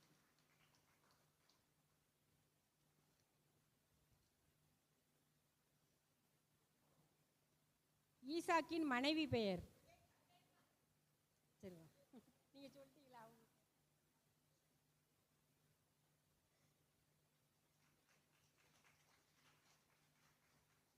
லூர்து ராணிக்கு நமது பாராட்டுகளும் வாழ்த்துக்களும்.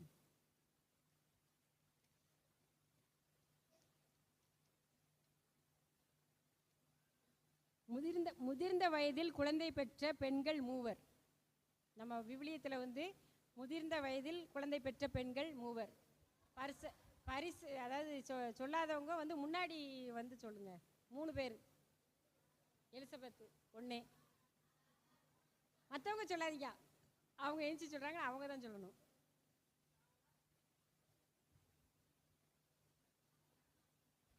அண்ணா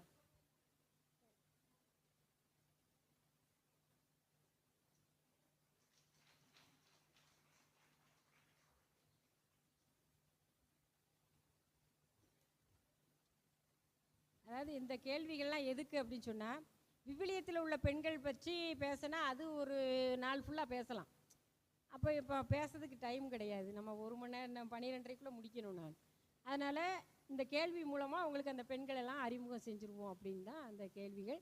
ஜென்ரலாக ஒரு 5 கேள்வியும் இருக்குது.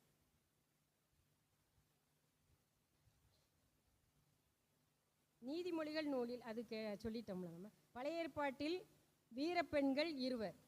பழைய ஏற்பாட்டின் வீரப்பெண்கள் 2. யூத சமூகத்துக்காக யாராவது ஒருத்தங்க கைது வாங்க.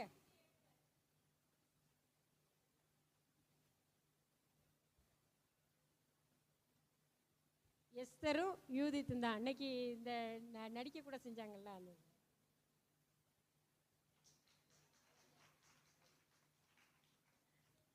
மரியாவும் வந்து பரிசு வாங்கிட்டாங்க. அதனால் எனக்கு ரொம்ப சந்தோஷம். கைதட்டுங்க. சரி. தேவன் என்னுடைய தேவன் என்று மாமியாரின் பின்னால் ஒரு பெண் வந்தார். அவருடைய பெயர் என்ன? அவர் மாமியார் பெயர், கணவனின் பெயர், மகனின் பெயர். 4 இது சொல்லணும். 4 பேர் சொல்ல வேண்டியிருக்கு. அந்த சொன்னது யாரு? வாங்க முன்னாடி வாங்க.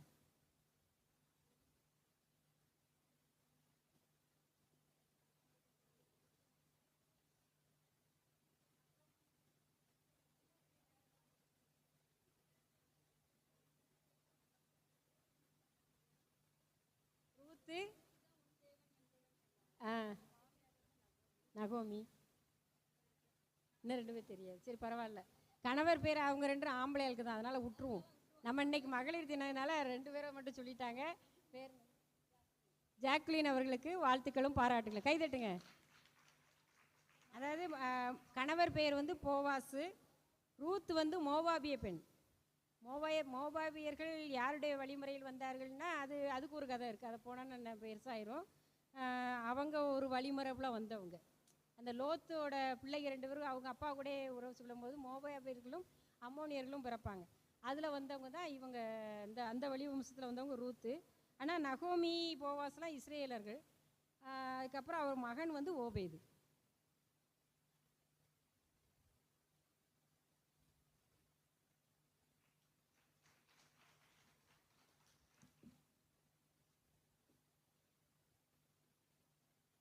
யோபுவின் மகள்கள் பெயர் 3 பேர். யோபுவின் மகள்கள்.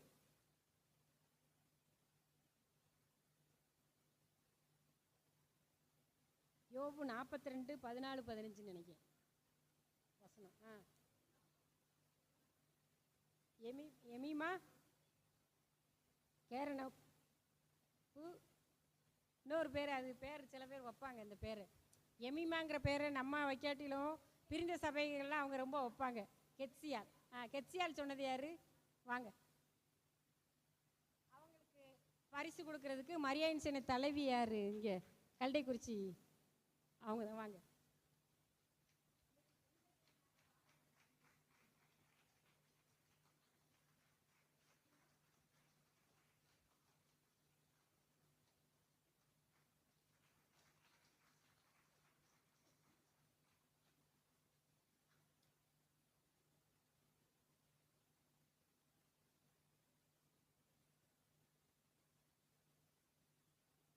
யோசியா ராஜா சல்லூம் அவர் வந்து ஒரு சாப்பாடு கூட நடத்துவார்.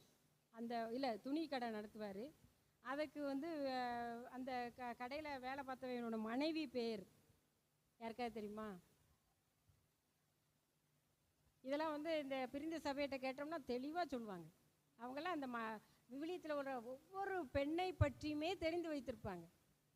மாதா வந்து சிறந்தவர்கள், எல்லாவற்றிலும் மிகச் சிறந்தவர்கள், அருள்மிக பெற்றவர்கள் என்பதில் சந்தேகமில்லை. ஆனாலும் மற்ற பெண்களும் விவிலியத்தில் நிறைய பேர் வந்து இந்த அதாவது இறை திட்டத்தில் நிறைய பேர் வந்து வந்திருக்காங்க. நிறைய பெண்கள் இருந்திருக்காங்க. அது வந்து அந்த பெண்ணோட பேர் யாருக்காவது தெரியுமா? கேள்வி வந்து யோசியா அரசன் இருக்கார்ல, இந்த இதில் நீங்கள் பார்த்தீங்கன்னா தெரியும். யோசியா அரசனை பற்றி, அரசர்களை பற்றியாக வரும். ஒவ்வொரு அரசராக, நீதித்தலைவர்களுக்கு அப்புறம் ஒவ்வொரு அரசராக ஆள்வாங்க, அதில் வரும். அந்த யோசியா ராஜாவோட இந்த கடையில் வந்து வேலை செய்கிறவரோட மனைவி. இல்லை, உள்தாள். அவள் பேர் வந்து உள்தாள். அதுக்காக உல்டான் பேர் வச்சுறாதீங்க பிள்ளைகளுக்கு. உள்தாள் அவள் பேர். அடுத்தது மெஸ்ஸி. அது எழுதாமல் விட்டுருக்கேன், எந்த வசனம்னு எழுதலை. அந்த ராஜாக்கள் வருவாங்கள்ல, நீதித்தலைவர்களுக்கு அடுத்து யோசியா அரசனை பற்றி வரும்ல, அதில் வரும். அதுக்கடுத்தது மெஸ்ஸியாவாகிய இயேசு கிறிஸ்துவை தரிசிக்கும் 84 வயதான பெண்மணி, ஆலயத்திலே பணி புரிந்தவர் பெயர் அன்னாள். சரி, இது எல்லோரும் நிறைய பேர் சொல்லிட்டீங்க, அதை விட்டுருவோம். அடுத்தது கிராமத்தையே அழைத்து கொண்டு வந்து இயேசுவை விசுவாசிக்க செய்த பெண், சமாரிய பெண். ஓகே.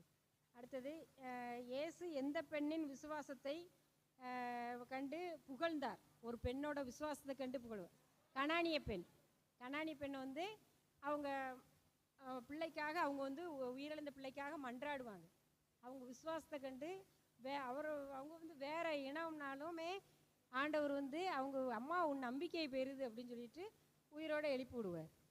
அதாவது நம்பிக்கை தான் முக்கியம் பெண்களுக்கு அப்படிங்கிறத உணர்த்துறதுக்கு ஆண்டவர் இயேசு செய்த புதுமையில் ஒன்று. அது மாதிரி சமாரிய பெண் வந்து அவங்க வந்து ஒரு முக்கியமான முன் உதாரணம். அவங்க இயேசுகிட்ட பேசிகிட்டு இருந்துட்டு விசுவசித்து அப்பயே போய் நற்செய்தி. இயேசு உயிர்த்த இப்போ வந்து நம்ம ஜூப்ளி இயர் கொண்டாடுறோம். ஜூப்ளி இயர் அப்படின்னு சொன்னாலே என்னது? உயிர்த்த இயேசு நம்ம கூடவே இருக்கிறார் அப்படிங்கிற ஒரு நம்பிக்கையை தான் நம்ம வந்து ஜூப்ளி விழாவாக கொண்டாடி அதில் நல்ல செயல்கள், நற்செயல்கள் எல்லாம் நம்ம வந்து செய்கிறோம். பழைய காரியங்கள் எல்லாம் கழிஞ்சிட்டு புதிய செயல்களை நம்ம வந்து செய்கிறோம். அப்போ வந்து இயேசு வந்து அந்த வாழ்க்கையில் இருக்கும்போதே இவர் தான் மெஸ்ஸியா அப்படின்னு சொல்லி எல்லா மக்களையும் போய் ஊரில் போய் சொல்கிறது என்னது? நற்செய்தி. மகதலா மரியா போய் எப்படி சீடர்களுக்கு நற்செய்தி சொன்னாரோ அதே மாதிரி சமாரிய பெண் வந்து நமக்கெல்லாம் ஒரு முன்மாதிரியான பெண்ணாக இருக்கிறார். எங்கு சென்றாலும் நற்செய்தியை சொல்லுவது. நான் சிறு வயதிலிருந்தே இறை பணியை நான் செய்வேன். சின்ன பிள்ளையிலேருந்தே காலையில் 4 மணிக்கெலாம் எந்திரிச்சு முதல் ஓஸ்தி, முன்னாடிலாம் ஓஸ்தி போட்டால் தான் நன்மை வாங்க முடியும், லேட்டாக வந்தால் நன்மை வாங்கக்கூடாது. இப்போ வந்து எப்போ வந்தாலும் நம்ம உள்ளே சேர்ந்துக்கிட்டு சாமியாரும் நம்மளை கொடுத்துருந்தாரு. சரி, இந்த அம்மா வந்துருச்சு நன்மை வாங்கிறதுக்கு, கொடுக்க மாட்டேன்னு சொல்லி அனுப்ப முடியாதுன்னு நினச்சிக்கிட்டே கொடுப்பாரு. தலையெழுத்தே வருதுன்னு பிறகு என்ன செய்ய அப்படின்ட்டு கொடுப்பாரு. ஆனால் முன்னாடிலாம் எப்படின்னா நிறைய பேருக்கு தெரிஞ்சிருக்க வாய்ப்பு இல்லை. பழைய காலத்து ஆட்களுக்கு தெரிஞ்சிருக்கும். முன்னாடி இந்த நடுப்பகுதியில் வந்து ஒரு டேபிள் போட்டு பூசை பாத்திரமும் அப்பமும் வச்சுருப்பாங்க. முதல்ல பூசைக்கு அந்த பிதாசுதன் போடுறதுக்கு முன்னாடி, வருகை பாட்டுக்கு முன்னாடி வந்தவங்க வந்து உள்ளே வந்தவொடனே தலைவாசலேருந்து உள்ளே வந்து முதல்ல ஓஸ்தி எடுத்து உள்ளே போடணும். அந்த எத்தனை ஓஸ்தி இருக்கோ அத்தனை பேர் தான் நன்மை வாங்குவாங்க. லேட்டாக வந்தவங்க என்ன செய்ய மாட்டாங்க? நன்மை வாங்க மாட்டாங்க. ஆனால் இப்போ அந்த பழக்கமே திருப்பி கொண்டு வந்தால் நல்லது. ஏன்னா திருப்பலி அப்படிங்கிறது முதல்லேருந்து கடைசி வரைக்கும் இருக்கணும். நானே இன்றைக்கி வாசக வாசிக்கும் போது தான் வந்தேன், அதனால் நன்மை வாங்கலை. ஆனால் சில நேரங்களில் வந்து நம்ம வாங்கலாம் அப்படின்னு நினச்சி வாங்கும். ஏன்னா நமக்கு ரொம்ப உடம்பு சரியில்லாதப்போ. ஆமாம்,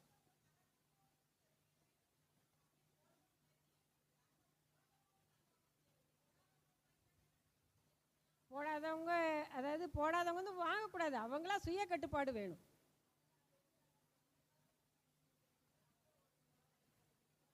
அதை வந்து கட்டாயப்படுத்தி அப்போ வந்து சொன்னாங்க. இப்போ கட்டாயப்படுத்தாமலே நம்மளை நடைமுறைப்படுத்திக்கலாம். நற்கரணை வாங்கணும் அப்படின்னா நம்ம முழு தயாரிப்போடு நல்ல பாவ சிங்கத்தனை செய்தவர்கள் ஆண்டவர்கிட்ட பாவ மன்னிப்பு வழிபாட்டில் இருந்து நம்ம கலந்து கொள்ளணும். அதைத்தான் அது உணர்த்துது. முதல்ல வந்து பாவ மன்னிப்பா வழிபாடு, அடுத்து இறைவார்த்தை வழிபாடு, நற்கரணை வழிபாடு, நன்றி வழிபாடு, 4 பகுதி. இந்த 4 பகுதியிலையும் முழுமையாக சில பேர் நன்மை வாங்கிட்டு ஓடி போயிடுறாங்க. அது ரொம்ப ரொம்ப தப்பு, ரொம்ப ரொம்ப தப்பு. மாதா இருந்தாங்கன்னா இப்போ கண்ணீர் வடிப்பாங்க. நேரில் வந்து சொல்லிடுவாங்க, ஏம்மா தாயை முதல்லேருந்து வாதாயி சொல்லுவாங்களா இல்லையா? இப்போ நானா சொல்லிடுவேன், எங்களுக்கு ஒரு பங்குச்சாமியாக இருந்தார். அவர் நன்மை வாங்கிறதுக்கு லேட்டாக வந்தோம்னா வந்து நன்மை வாங்கக்கூடாது அப்படின்னு சொல்லிடுவார். அதனால் வாங்க மாட்டாங்க. அப்படி கூட சொல்லிடலாம், கட்டாயப்படுத்தணும்னு அவசியம் இல்லை. சின்ன பிள்ளைகளுக்கு அந்த பழக்கத்தை கொண்டு வந்து வளர்க்கலாம். 4 மணிக்கு 4:30க்கு 5:30க்கு பூசைக்கு 4:30க்கே நான் கோயிலுக்குள்ளே இருப்பேன். ஏன்னா ஓஸ்தி போடுறவங்களுக்கு பரிசு. நான் எப்பயுமே முதல் பரிசை வாங்கிடணும்னு ஆசைப்படுவேன். பள்ளிக்கூடத்துலேயும் சரி, ஸ்கூலில் படிக்கும் போதும் சரி, காலேஜில் படிக்கவும் சரி, நான் கோல்டு மெடலிஸ்ட்டு. ஆனால் இப்போ செய்கிறது ஃபுல்லாக இறைப்பணி தான் முக்கால்வாசி செய்கிறேன். நான் ஆண்டவருக்கு அர்ப்பணித்து இப்போ நான் ரொம்ப சந்தோஷமாக இருக்கேன். காலேஜில் வந்து பேராசிரியராக இருந்தேன். நான் கம்ப்யூட்டர் சயின்ஸ் டிபார்ட்மெண்ட்டில் இருந்தேன். ஆனாலும் இப்போ வந்து உங்களுக்கெல்லாம் வந்து சொல்கிறது, நற்செய்தியை சொல்கிறது, மாதாவை பற்றி சொல்கிறது, பெண்கள் எப்படியெல்லாம் வாழணும், அண்ணாசாமி ஃபாதர் என்ன சொல்லுவார், பெண்களின் பாதுகாவலி அப்படிம்பார். ஏன்னா நான் அவர் இருக்கும்போது தான் அங்கே பெண்களுக்கு நிறையா செய்வேன். அந்த பங்கில் செஞ்சுக்கிட்டு இருந்தேன். அப்படியே பங்கில் செஞ்ச எண்ணெய் மறை மாவட்டத்துக்கும், மறை மாவட்டத்தில் செஞ்ச எண்ணெய் மாநிலத்துக்கும், மாநிலத்துக்கு செஞ்ச எண்ணெய் தேசியத்துக்கும் இப்போ வந்து ஆண்டவர் வந்து அழைச்சிருக்காரு. இப்போ தேசியத்தில் வந்து கோவாவில் வச்சு சவேரியார் உடல் இறக்கி வச்சுருக்கப்போ வச்சு ஒரு ட்ரைனிங் ப்ரோக்ராம் ரிசர்ச் பர்சன் பெண்களுக்கு நடந்துச்சு. இல்லை அகில இந்தியத்துக்கும் போய் நான் வந்து பெண்களுக்கு வந்து நான் எல்லாமே சொல்லலாம். பெண்கள் பணிக்குழுனா என்ன, அதோட நோக்கம் என்ன, அதோட செயல்பாடுகள் என்ன, எல்லாத்துக்கும் ட்ரைனிங் எடுத்தேன் நான். அப்போ சவேரியாரை பார்க்க போகணும், நான் இன்னொரு குரூப்போடு போகணும் அப்படின்னு சொல்லி முயற்சி பண்ணிக்கிட்டு இருந்தேன். ஆனால் ஆண்டவருடைய அழைப்பு எனக்கு ஃப்ரீயாக டிக்கெட்டு, இது ஃப்ரீயாக நம்ம சாப்பாடு, ஃப்ரீயாக தங்குற இடம், ஃப்ரீயாக சவேரியாரையும் தரிசித்தோம். அந்த ட்ரைனிங் ப்ரோக்ராமும் கலந்து கொண்டோம். ஏன் நம்மளுடைய எண்ணம் செயல்பாடுகளுக்கு ஏற்றவாறு இறைவன் நம்மை வந்து ஆசீர்வதிக்கிறார். இப்போ நான் படிச்சிருக்கேன், நான் கம்ப்யூட்டர் படிச்சிருக்கேன், நான் அதைத்தான் செய்வேன், வேறு எதுவும் செய்ய மாட்டேன் அப்படின்னு சொல்லிட்டு இருக்கக்கூடாது. இறைப்பணிக்கு அப்படின்னு சொல்லி வந்துட்டோம் அப்படின்னு சொன்னோம்னா கலப்பையில் கை வைத்த பின் திரும்பி பார்க்கக்கூடாது. நான் பிஹெச்டிக்கு போய் அப்ளை பண்ணேன் பாளையங்கோட்டையில். MSc MPhil படிச்சிருந்தேன். அப்ளிகேஷன் போட்டுட்டு அன்னைக்கு சாயந்தரம் வந்தேன். அடுத்த நாள் வந்து எனக்கு கிடைக்கலன்னு வந்துருச்சு. எனக்குன்னா அழுக என்ன ஒரு சாட்சியம் மாதிரி நான் சொல்கிறேன். அதாவது நமக்கு நான் எங்கே போனாலும் எனக்கு கிடச்சிரும். ஆமாம், எங்கே போனாலும் எனக்கு கிடச்சிரும். படிப்போ வேலையோ எங்கே போனாலும் போய் நின்னாலே கிடச்சிரும். அப்போ நமக்கு ஏன் இது கிடைக்கல அப்படின்னு சொல்லி ஃபீல் பண்ணி எனக்கு பகல் ஃபுல்லாக அழுதுருக்கேன். சாயந்தரம் எங்கள் வீட்டுக்கு ஒரு வேதியர் அந்தோணிங்கிறவரும் நற்செய்தி பணியாளர் மேரி, அவங்க நற்கரையெல்லாம் வழங்குவாங்க கோயிலில். சில பேருக்கு தெரிஞ்சிருக்கலாம் மரியாயின் சேனையில் உள்ளவங்களுக்கு. அவங்களும் எங்கள் வீட்டுக்கு வந்தாங்க. வந்து அமளி, இந்த அன்பியத்தை கவனிக்கிறதுக்கு ஆள் இல்லை, உன்னை அன்பிய பொறுப்பாளராக போட்டிருக்கோம் அப்படின்னு சொல்லி சொன்னாங்க. நான் சொன்னேன், அன்பியமாவது அதெல்லாம் நம்மளால் முடியாது. நான் வந்து காலேஜில் வேலைக்கு போகிறேன், நான் வேலை பார்த்துக்கிட்டு இருந்தேன். இப்போ 10 வருஷமாக பிள்ளைகளை பார்த்துருக்கேன். இனிமேல் நான் வேலைக்கு போகிறேன், பிஹெச்டி பண்ண போகிறேன். நீங்கள் என்ன இப்படி வந்து ரெகுலரில் எனக்கு கிடைக்கல, நான் பார்ட் டைம்லையாவது பார்த்து நான் வேலைக்கு போகிறேன் அப்படின்னு சொல்லி அவங்க ரொம்ப காரசாரமாக பேசிட்டு அனுப்பி விட்டேன். அடுத்த நாள் சர்ச்சுக்கு போயிருந்தேன். அவர் ஆஃபீஸில் இருந்துக்கிட்டு வேதியர் கூப்பிட்டு என்னை கூப்பிட்டு, நீங்கள் வரலன்னு சொன்னாலும் நீங்கள் தான் கவனிக்கணும், நீங்கள் காலேஜ் வேலைக்கு போனாலும் பரவாயில்ல, சாயந்தரம் நேரம் அன்பிய கூட்டம் வைங்க அப்படின்னு சொல்லி முதல்ல அன்பியை எங்கள் வீட்டில் தான் வச்சு ஆரம்பித்தாங்க. நான் தான் பேர் வச்சேன், தோமையார் அன்பியம்னு பேர் வச்சேன். எனக்கு தோமையாரை ரொம்ப பிடிக்கும். அவர் வந்து நம்ம இந்தியாவுக்கு வந்த புனிதர். நம்ம இயேசு கூடவே இருந்தார்ல, நம்ம தான் இயேசு கூட இல்லை, இயேசு கூட இருந்த புனிதர் பேரையாவது வைப்போம் அப்படின்னு சொல்லி நினச்சி அவர் பேரை வச்சேன். நான் வச்சு அந்த கூட்டத்தையும் நான் நல்லா சந்தோஷமாக தான் நடத்தினேன். அதுக்கப்புறமும் எனக்கு வேலைக்கு என்னெல்லாமோ பண்ணேன், ஒன்றுமே எனக்கு வந்து செட் ஆகலை. அதாவது ஒவ்வொருத்தருக்கும் ஆண்டவர் ஒரு பணியை குறித்திருக்கிறார். அந்த பணியை நமக்கு தரும்போது நம்ம அதை உணர்ந்து அதை ஏற்றுக்கொண்டு மகிழ்ச்சியோடு ஆண்டவருக்கு படிச்சோம். இப்போ ஆண்டவருடைய நீங்கள் மரியாதை சேனை தலைவிகள்லாம் இருப்பீங்க, நீங்கள்லாம் ஆண்டவருடைய மந்திரி சபையில் அமைச்சர்கள். இந்த தமிழக அமைச்சரவையில் இருக்கிறதோடு இது வந்து ஆண்டவருடைய அமைச்சரவையிலே நம்ம இருக்கோம். எது சிறப்புன்னு நம்மளே யோசித்துக்கிடணும். அந்த மந்திரி பதவியெலாம் என்ன செய்யும், போயிடும். ஆனால் இந்த மந்திரி பதவி என்றைக்குமே போகாது. விண்ணகத்துக்கு போன பிறகும் இது இருக்குமா இல்லையா? அப்போ அதை உணர்ந்து ஒவ்வொரு பெண்களும் மகதலா மரியை போல, இந்த சமாரிய பெண்ணை போல, கானானிய பெண்ணை போல நம்பிக்கை மிகுந்தவளாக, நற்செய்தி அறிவிப்பவளாக, நற்செயல்கள் புரிபவளாக வாழ வேண்டும். இப்போ உங்களுக்கு எல்லாருக்கும் நல்லா விளங்கியிருக்கும்னு வச்சுருக்கேன். இங்கே மரியாயின் சேனை கூட்டத்தில் கலந்துக்கிட்டதோட இந்த கூட்டத்தில் கலந்துக்கிடும் போது நம்ம பல மரியாயின் சேனைனா ஜெபம், அந்த இது என்ன செய்யணும், தவம் செய்யணும், போய் நோயாளிகளை சந்திக்கணும், அது மட்டும்தான் வாழ்க்கை கிடையாது. அதுவும் வாழ்க்கை, அதுவும் மிகவும் முக்கியமானது தான். பெண்களாகிய நாம் சகல விதத்திலும் சகலகலா வள்ளிகளாக நாம் வாழ வேண்டும், ஆண்டவருக்காக வாழ வேண்டும். அவர் மேல் நம்பிக்கை கொண்டவர்களாக, கனானிய பெண்ணை போலவும் நற்செய்தி பறைசாற்றுபவர்களாக சமாரிய பெண்ணைப் போல, மகதலா மரியாவைப் போல நாம் வாழ்க்கை நடத்த வேண்டும். அதை நாம் செய்தாலே நம்முடைய குடும்பமும் நம்மை சுற்றி இருப்பவர்களும் என்ன துன்பம் வந்தாலும் நலமாகவே இருப்பார்கள். நம்ம கண்ணுக்கு எதுக்கே நம்ம பிள்ளைகள்லாம் உயர்ந்த இடத்துக்கு போவாங்க, தானாக போய் செல்வார்கள் நம்முடைய நற்செயல்கள் மூலமாக. அதனால் நம்ம வந்து இந்த நிகழ்ச்சி இதெல்லாம் நீங்கள் வந்து கேட்டு இன்னைக்கு அறிஞ்சிங்க. இப்போ இந்த கேள்விகள் மூலமாகவும் நம்ம வந்து நிறைய விஷயத்தை வந்து தெரிஞ்சுக்கிட்டு இருக்கோம். அடுத்த கேள்வி வந்து பேதுரு உயிர்ப்பித்த ஒரு பெண்ணின் பெயர், அது பேர் தெரியுமா? தபித்தா சொல்லிட்டாங்க. பேதுரு வந்து உயிர்ப்பித்த பெண்ணோட பெயர் வந்து தபித்தா. இப்படி வந்து நம்ம என்னென்ன பெயர்கள், அதாவது விவிலியத்தில் பேர் இடம்பெறங்கிறது ரொம்ப பெரிய விஷயம். என் பேரை வந்து அன்பியத்துக்கு தலைவின்னு சொல்லி பேர் எழுதுனதை நான் இப்போ மகிழ்ச்சியாக நினைக்கிறேன். அப்போ எழுதும்போது அன்பியத்தை கவனிக்கவா, நம்ம இப்படி படிச்சிருக்கோமே, ஃபஸ்ட் ரேங்காக வாங்கிட்டு வந்தோமே அப்படின்னு நான் நினச்சேன். ஆனால் இப்போ தான் எனக்கு அது புரியுது. இவ்வளோ வருஷம் ஆயிருக்கு, எனக்கே 15 வருஷம் ஆயிருக்கு புரிஞ்சுக்கிறது. என்ன அடைச்சே அப்படின்னு நினச்சி இப்போ பேதுரு அவங்கெல்லாம் 12 சீடர்களும் இயேசு பின்னாடி வராமல் போயிருந்துருப்பாங்கன்னா திருச்சபை இவ்வளோ தூரம் வந்து ஆண்டவர் வந்து என்ன செய்ய முடியாது. இதில் கஷ்டங்கள் இருக்குது, இல்லைன்னு சொல்லலை. நற்செய்தி பணி ஆற்றும் போது கஷ்டங்கள் இருக்குது, ஆனால் ஆசீர்வாதங்கள் அதை விட அதிகமாக இருக்கிறது. அந்த கஷ்டங்களையும் துன்பங்களையும் நாம் ஏற்று பணி செய்யும் போது, நீங்கள் மரியன் சேனையில் உள்ளவங்கள்லாம் போய் எல்லாம் கூடி ஜெபிப்பீங்க, எல்லாம் செய்வீங்க. அதில் சில நிறைய துன்பங்கள் இடையூறுகள் வரும், ஆனால் அதை கொண்டு மலைக்கக்கூடாது. அன்னை மரியாவின் துணையோடு பரிசுத்த ஆவியை கேட்டு பெற்று நாம் செய்யும்போது நாம் எல்லா பணிகளையும் உற்சாகமாகவும் சுறுசுறுப்பாகவும் பங்குத்தந்தையோடு இணைந்து நாம் செயலாற்ற முடியும். பங்குத்தந்தைக்கு நாம் எவ்வாறு உதவியாக இருக்கிறோம் என்பதில் தான் முக்கியம் இருக்கிறது. பங்குத்தந்தைக்கு எப்படி நான் உபத்திரவமாக இருக்கேன்னு நீங்கள் யாருமே சிந்திக்கக்கூடாது. ஏன்னா அவர் என்ன செய்ய, அவருடைய பணி என்னது? ஆண்டவருடைய பணியை அவர் தான் ஆண்டவரின் பிரதிநிதி. இயேசு ஒவ்வொரு இடத்துலையும் வர முடியுமா? ஒருத்தன் கேள்வி கேட்டானா, நற்கரணையில் இப்படி நற்கரணை குட்டி குட்டியாக இருக்குது, எல்லாத்துலேயும் எப்படி இயேசு இருப்பார் அப்படின்னு சொல்லி கேட்டானா. அப்போது இப்போ உள்ள எக்ஸாம்பிள் வந்து இப்போ எல்லாருக்கும் பிள்ளைகளுக்கு எல்லாருக்குமே தெரிஞ்சது ஃபோன் தான். செல்ஃபோனை காட்டி ஒருத்தர் சொன்னாராம், ஒரு ஃபோட்டோ எடுக்கிறோம், இவ்வளோ பேர் இருக்கீங்க, இவ்வளோ பேரையும் நான் ஃபோட்டோவில் கேமராவில் கவர் பண்ண முடியுமா? பண்ண முடியும்ல. இந்த சின்ன பெட்டிக்குள்ளே எல்லாருமே என்ன செஞ்சுருவீங்க? விழுந்துருவீங்க. இப்போ நான் ஃபோட்டோ எடுத்தேன்னா எல்லாருமே இதுக்குள்ளே இருப்பீங்க. அப்புறம் ஆண்டவர் இயேசு வந்து ஒவ்வொரு நற்கரணைக்குள்ளேயும் இருக்க மாட்டாருங்கிறது என்ன நிச்சயம்? யார் அதை தப்பாக சொல்ல முடியும்? அப்படி எண்ணி பார்க்க வேண்டும். இப்போது கடுகு இருக்குது, கடுகு பொடிசு தான். அந்த கடுகை என்ன செய்கிறோம்? ஒரு டப்பாக்கில் போட்டு அடிச்சிட்டோம்னா எல்லாம் ஒன்றா தானே ஒரு இடத்துல தானே இருக்குது. அதை கீழே போட்டோம்னா என்ன செய்யும்? பரவி விரியும்.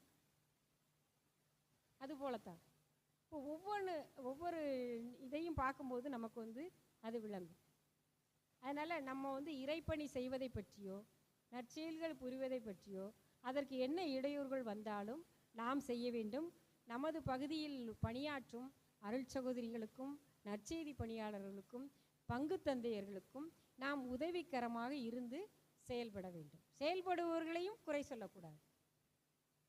அது பொறுப்பில் இருப்பவர்கள், மரியாயின் சேனை பொறுப்பிலோ நீங்கள் இருக்கலாம், பொறுப்பில் இருப்பவர்களும் எந்தவித குறை சொல்லுக்கும் ஆளாகாததாக இருக்க வேண்டும் என்று பவுலடிகளார் சொல்கிறார்.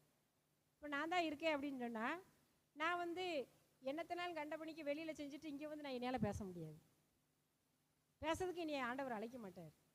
நான் நல்லவளாக இருந்து ஆண்டவருக்கு நல்ல பணிகளை செய்யும்போது தான் இப்படி ஒரு ஆலயத்தில் வந்து என்னால் வந்து பேசுவதற்கு எனக்கு கடவுள் வந்து வாய்ப்பை கொடுப்பார். சும்மாலாம் வந்து எல்லாரும் செய்ய முடியாது. உள்ளத்தின் நிறைவைத்தான் என்ன செய்யும்? அவங்க கரெக்டாக சொல்லிட்டாங்க, வாய் பேசு. அதனால் நம்மளுடைய எண்ணங்கள் செயல்பாடுகள் எப்பொழுதும் நல்லவையாக இருக்க வேண்டும். அதுதான் ரொம்ப முக்கியம். அதுக்கடுத்தது அதான் பவுலடிகளார் வந்து யாரை குறித்து நற்சான்று பகர்கிறார்? ஒரு பெண்ணை குறித்து நற்சான்று பகர்வார். ரோமியருக்கு எழுதிய திருமுகத்தில் சொல்லியிருப்பார்.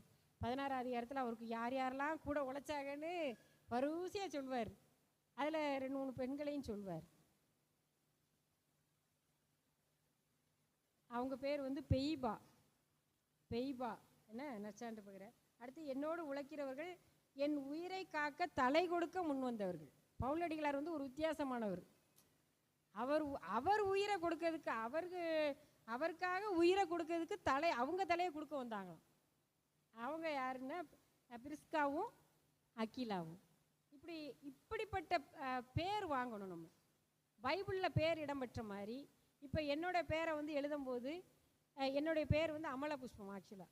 ஆனால் வீட்டில் கூப்பிடுறது அமலின்னு கூப்பிடுவாங்க, காலேஜிலலாம் அமலான்னு கூப்பிடுவாங்க. அப்போது அந்த என் பேரை தோமையார் அன்பியம் அப்படின்னு சொல்லி போட்டு பேர் எழுதும்போது அந்த வேதியர் அந்தோணி அவர் எப்படி எழுதினார் அப்படின்னு சொன்னால், மை போட்டு புள்ளி வச்சு அமலதாஸ் அப்படின்னு எழுதினார். அப்போ பேர் மாற்றம் நிகழுது. அப்போ மைங்கிறது மைக்கேல் அமலதாஸ், எங்கள் வீட்டுக்கார் பேர் மைக்கேல் அமலதாஸ். அந்த மைக்கேலை வந்து மையை எடுத்து முன்னாடி போட்டார், இன்ஷியலாக போட்டார், எம் புள்ளி அமலதாஸ். அப்போ அன்னைக்கு பேர் மாறினதுலேருந்து ஆண்டவருடைய பணியை தவிர வேறு எந்த பணியும் என்னால் செய்ய முடியாது. ஆனால் பிஸ்னஸில் எங்கள் வீட்டுக்காருக்கு உதவியாக இருப்பேன், மெயினாக கிடையாது, உதவி செய்வேன். ஆனால் அப்புறம் அதையும் நம்ம செய்யணும்ல, குடும்பத்தை கவனிக்கிறோம், அதையும் செய்கிறோம். ஆனால் மெயினாக செய்கிறது இறைப்பணி. அப்போ அந்த பேர் மாற்றம் நிகழும்போது இவையெல்லாம் நிகழ்கிறது. பேர் மாற்றம் ஒரு ஆளுக்கு நிகழ்ந்து குழந்தை பிறந்துச்சு. நான் அப்போ கேட்டேன்ல, வயதான பெண்மணி சாராள் என்ற பெயரை சாராவாக மாற்றுகிறார். அவளை கூட ஆண்டவர் வந்து சொல்லும் போது அவள் சிரிப்பா உள்ள நின்றுக்கிட்டு. ஆமாம், நம்மளே சிரிக்கத்தான் செய்வோம். இப்போ நமக்கு ஒரு 90 வயசாக இருக்கும்போது வந்துக்கிட்டு ஆண்டவர்கிட்ட போய் குழந்தை வரங்கன்னு யாராவது சொன்னால் சிரிக்கத்தானே செய்வோம். 90 வயசு வரைக்கும் பிள்ளை இல்லாமல் இருந்துட்டு 90 வயசில் போய் குழந்தை வரங்கேளுமா ஆண்டவர் கொடுப்பாருன்னு யாராவது சிஸ்டர் போய் ஒரு அம்மாட்ட போய் சொல்கிறாங்கன்னு வச்சுக்கிடுவோம். அந்த அம்மா சிஸ்டரை பார்த்து சிரிக்குமா இல்லையா?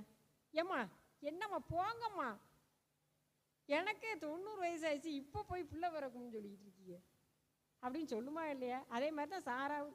ஆனால் அந்த பேர் மாற்றம் நிகழும்போது அந்த மாற்றத்திற்கு வழி வகிக்கிறது.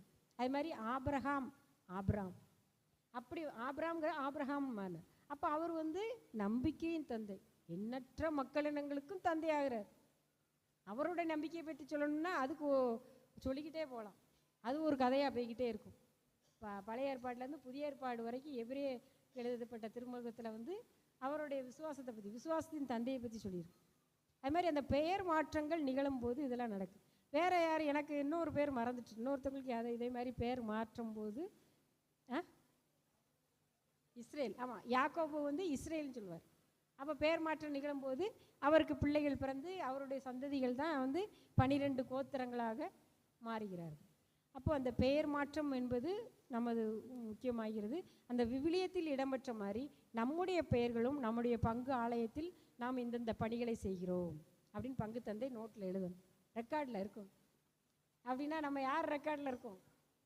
ஆண்டவருடைய ரெக்கார்டில் இருக்கோம். இப்போ மரியாயின் சேனை அப்படின்னு சொன்னால் அந்த நோட்டை எடுத்தால் மரியாயின் சேனை பிரசிடே தலைவி, கொமிசி தலைவி அப்படின்னு பேர் எழுதியிருப்பாங்க, செயலாளர், பொருளாளர்னு இருப்பாங்க. அப்படி பேர்கள், நம்ம பேர்கள் அதில் வரணும், அந்த நோட்டில் வரணும். நீ டீச்சராக இருந்தால் மட்டும் போதாது, நீ டாக்டராக இருந்தால் மட்டும் போதாது. இந்த டீச்சர் டாக்டர் எல்லாத்தையும் கொடுத்தது யார்? ஆண்டவர் இயேசு கிறிஸ்து நமக்கு கொடுத்துருக்கிறார். அவருடைய விசுவசித்ததுனால் நமக்கு கொடுத்துருக்கிறார். அதனால் ஆண்டவர் இயேசுவோட பெயருக்கே அர்த்தம் இருக்குது. இப்போ கிறிஸ்து அப்படின்னு சொன்னால் அதுக்கு அர்த்தம் இருக்குது. கிறிஸ்துனா என்ன அர்த்தம்? பைபிளில் இருக்குது, யாராவது சொல்லுங்க. அருள்பொழி பெற்றவர், மத்தேயு நற்செய்தி 1ஆம் அதிகாரத்தில் கீழே இருக்கும். அதாவது கிறிஸ்து அப்படின்னாலே அருள்பொழிவு பெற்றவர். இன்னும் 2 எழுதியிருக்கும்ல, அதில் அதை வாசிங்க யாராவது. அருள்பொழிவு பெற்றவர், இன்னும் 2 இருக்கும். மத்தேயு நற்செய்தி அதிகாரம் நான் எழுதினேன், மறந்துட்டேன் நான்.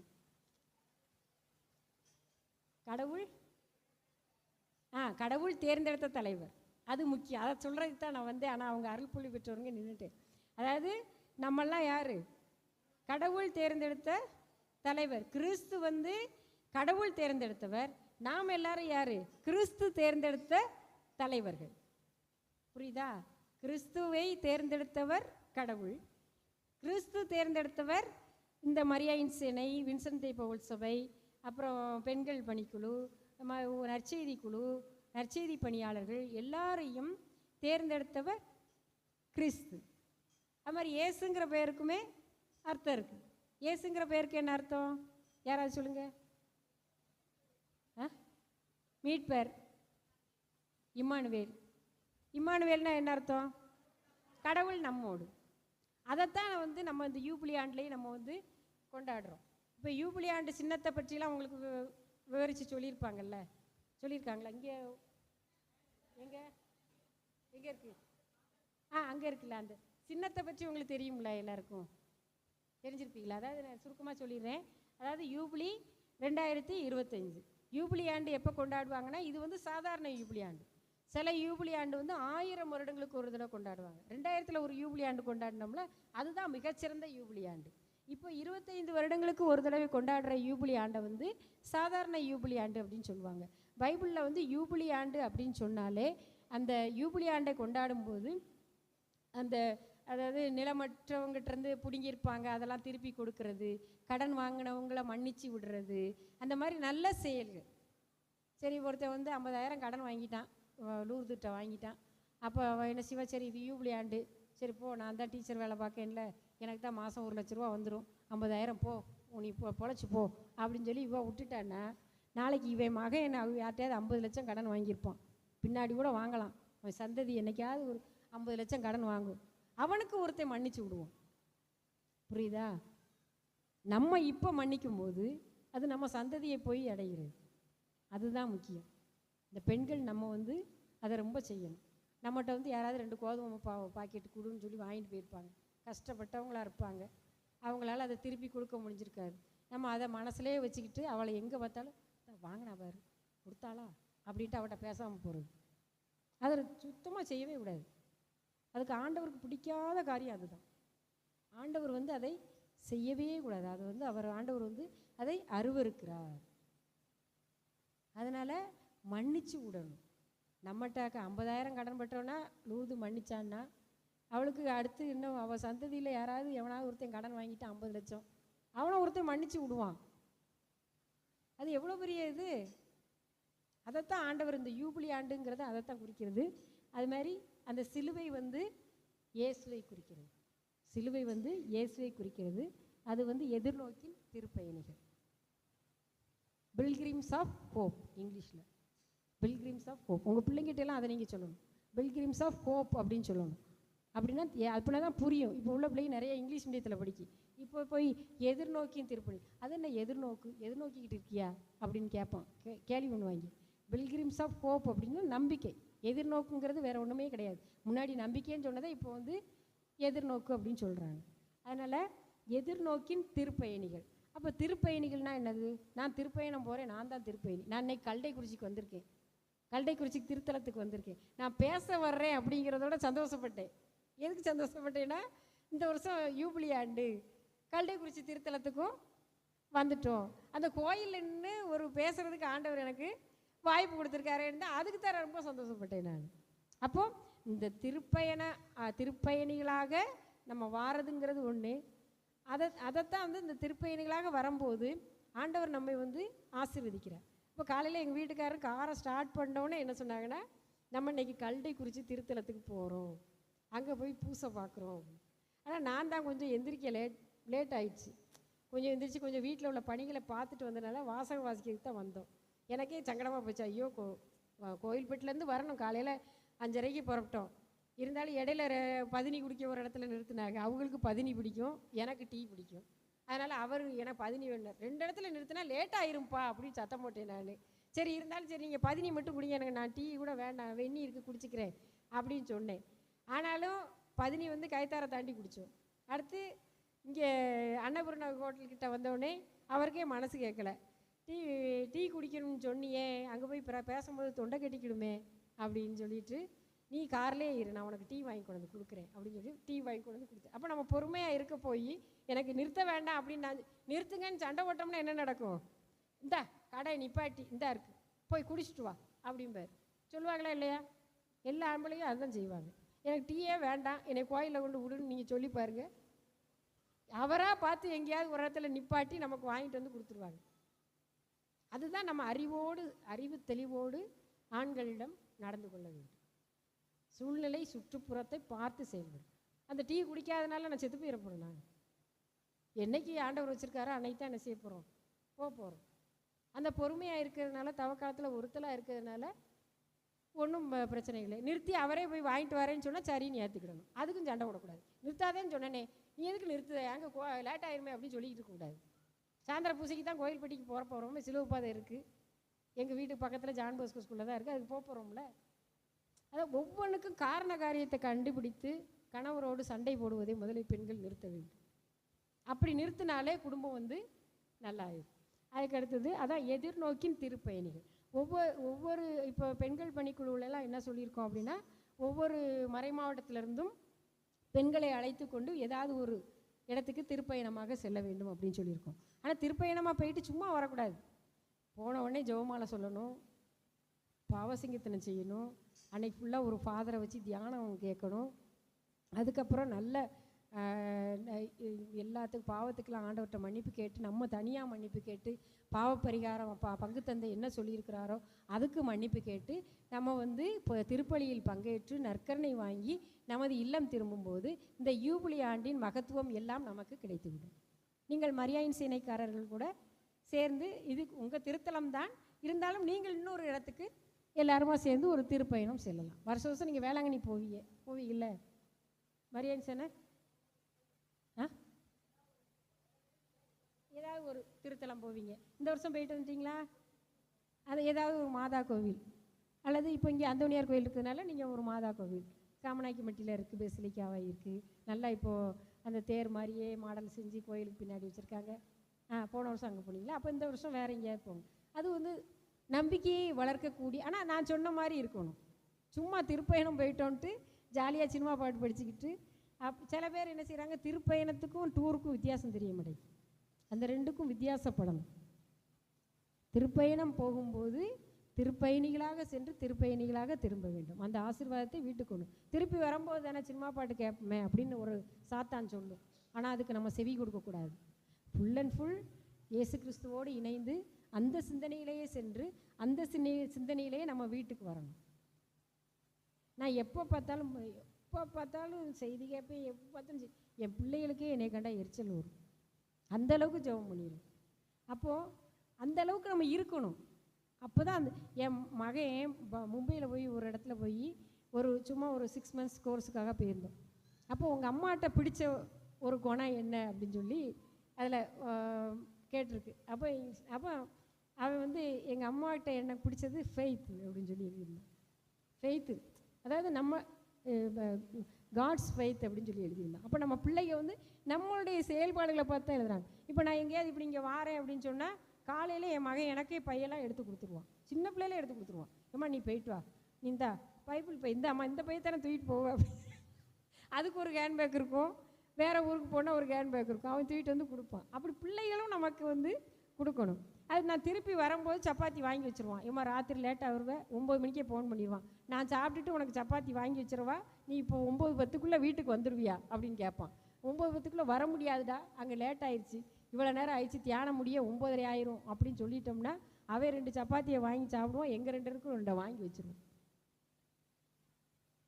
அப்போது நம்மளுடைய இதை பார்த்து தான் பிள்ளைங்க வந்து இருக்கும். அவங்க வராங்களே இல்லையா, அது வேறு விஷயம், அது வாலிப பருவம், அது கொஞ்சம் முன்னப்புண்ணே இருக்கும், ஜெபம் பண்ணும், நம்ம சொல்கிற நேரத்துக்குலாம் வராது. சில நேரம் முக்கால்வாசி வந்துடுவாங்க, கால்வாசி வரமாட்டாங்க.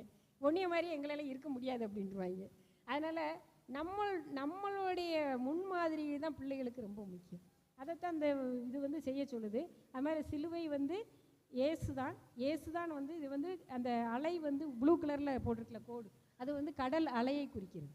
நம்ம வாழ்க்கையில் வந்து அலைகள் வந்து வரத்தான் செய்யும். அலைகள்னால் ஒன்று துன்பம் வரும், அது கீழே இறங்குற அலை, மேலே ஏறும் இன்பம் வரும், அடுத்து துன்பம் வரும், அடுத்து இன்பம் வரும்.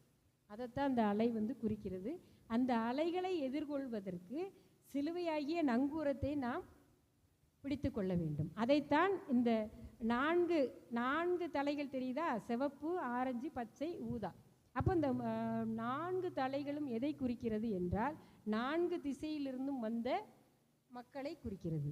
அகில உலகத்தில் உள்ள மாந்தரை குறிக்கிறது. அந்த மாந்தர் அனைவரும் நங்கூரமாகிய இயேசு என்னும் சிலுவையை பிடித்து கொண்டால் நாம் இன்பத்தையும் துன்பத்தையும் சமமாக எடுத்து இந்த உலகத்தில் சந்தோஷமாக நம்பிக்கையோடு திருப்பயணத்தை நாம் தொடரலாம் என்பதை இந்த சிம்பல் குறிக்கிறது. இப்போ உங்களுக்கு எல்லாருக்கும் நல்லா விளங்கியிருக்குன்னு நினைக்கிறேன். சரி, அது நான் பேச வந்தது ஒன்று, ஆனால் பேசுகிறது ஒன்று. சமூகத்தை பற்றி தான் பேச சொன்னார். ஆனாலும் எனக்கு வந்து அந்த சமூகத்தை உள்ளடக்கியது தான் திருச்சபை. திருச்சபை தான் எல்லாவற்றையும் உள்ளடக்கியது. திருச்சபைக்குள் தான் அந்த சில பேர் சொல்லுவாங்க திருச்சபை வேறு, சமூகம் வேறு, அரசியல் வேறும்பாங்க. எல்லாமே திருச்சபைக்குள் அடங்கி இருக்கிறது. திருச்சபையிலும் சமூகம், மக்கள் சமூகம் இருக்கிறது, அரசியல் இருக்கிறது. அரசியல் என்றால் ஒவ்வொருத்தரும் மரியாயின் சேனையில் தலைவியாக வேண்டும் என்று ஒவ்வொருவரும் போட்டி போடுவீர்கள். ஒவ்வொருவர் நான் தலைவியாக, நான் குமிசி தலைவியாகணும், அவள் குமிசி தலைவி நான் ஆட்டிக்கிட்டு அலையுதா அப்படின்னு சொல்லுவீங்க. அது உண்டா இல்லையா? அவள் தலைவியே தான் இருக்கு, தலையை பிச்சுக்கிட்டு அலைவா. ஆனால் அந்த தலைவி ஆகிறதுக்கு அவ்வளோ போட்டி இருக்கு. தலைவியாக இருக்கிறவளை பார்த்து 4 விமர்சனம் வேற சொல்லுவோம். அவள் எப்படியா கந்த அவளை போய் தலைவியாக போட்டாங்களே. அந்த தலைவியாக தேர்ந்தெடுக்கப்படுவதெல்லாம் யார் தேர்ந்தெடுப்பது என்றால் நம்முடைய திருச்சபையை பொறுத்த வரைக்கும் இறைவன் தான் தேர்ந்தெடுக்கிறார். அப்போது நம்ம தலைவர்களை எல்லாம் நாம் மதிக்க வேண்டும். இப்போ உங்களுக்கு மரியாயின் சேனை தலைவியாக யாராவது இருக்கிறார்கள் என்றால் அவர்களிடம் நிறைகளும் இருக்கும், குறைகளும் இருக்கும். பங்கு தந்தை என்றால் அவரிடமும் நிறைகளும் இருக்கும், குறைகளும் இருக்கும். அருள் சகோதரி இருக்கிறார்கள் என்றால் அவர்களிடத்திலும் நிறைகளும் குறைகளும் இருக்கும். அவர்களுடைய நிறைகளை பெரிதாக எடுத்துக்கொண்டு குறைகளை களைத்துவிட்டு நாமும் அவர்களோடு இணைந்து பணியாற்றும் போது திருச்சபை வளர்ச்சி அடைகின்றது. வளர்ச்சிக்கு உதவக்கூடிய பெண்களாக நாம் இருக்க வேண்டும். அப்போது திருச்சபையை உள்ளடக்கியது தான் சமூகம், அந்த சமூகத்தை உள்ளடக்கியது தான் அரசியல், எல்லாமே இருக்குது. அது கொஞ்சம் கோயிலுக்கு வெளியே, காம்பவுண்டுக்கு வெளியே போயிட்டோம்னா அது ஒரு சமூகம் இருக்குது. அந்த சமூகத்திலேயே நம்ம வந்து என்ன செய்யணுங்கிற, பக்கத்து வீட்டில் என்ன செய்யணும் அப்படிங்கிறதெல்லாம் நான் சொல்லிட்டேன். அரசியல்லையுமே நீங்கள் வந்து பெண் தலைவர்களாக உருவெடுக்க வேண்டும். மரியாயின் சேனை தலைவியாக மட்டும் இருந்தால் போதாது. இனி வருங்காலம் வந்து கொடுமையான காலமாகவும் இருக்கலாம். இப்பொழுது உள்ள அரசு வந்து கிறிஸ்தவர்களுக்கு சார்பான அரசாக இந்த மாநிலத்தில் இருக்கிறது. ஆனால் நிறைய மாநிலங்களில் வேறு விதமாகத்தான் நடந்து கொண்டிருக்கிறது. அதுதான் நிதர்சன உண்மை. அதை நீங்கள் புரிந்து கொள்ளுங்கள். உங்கள் ஏரியாக்கள் கவுன்சிலராக மாறுங்கள், அல்லது கவுன்சிலராக ஆக முடிவென்றால் கூட்டுறவு சங்கங்கள், கூட்டுறவு வங்கிகள், அதுமாதிரி பொதுப்பணித்துறை அலுவலகங்கள், அவற்றில் நீங்கள் தேர்வுகள் எழுதி அதில் நீங்கள் தலைவர்களாக மாறுங்கள். மரியாயின் சேனையிலும் வந்து ஜெபம் பண்ணுங்கள். அந்த பணிகளையும் நீங்கள் செய்ய வேண்டும் என்று நான் உங்களை அன்போடு கேட்டுக்கொள்கின்றேன். தாழ்மையோடு பணிந்து வணைந்து உங்கள் பாதம் தொட்டு கேட்கிறேன். ஏனென்றால் கிறிஸ்தவர்களுடைய பங்கேற்பு திருச்சபையில் மட்டுமல்லாமல் சமூகத்திலும் அரசியலிலும் கட்டாயம் இருக்க வேண்டிய காலகட்டத்தில் நாம் இருக்கிறோம். பெண்கள் மாநாடு போன வருஷம் வச்சோம், 2000 பேர் வந்தாங்க.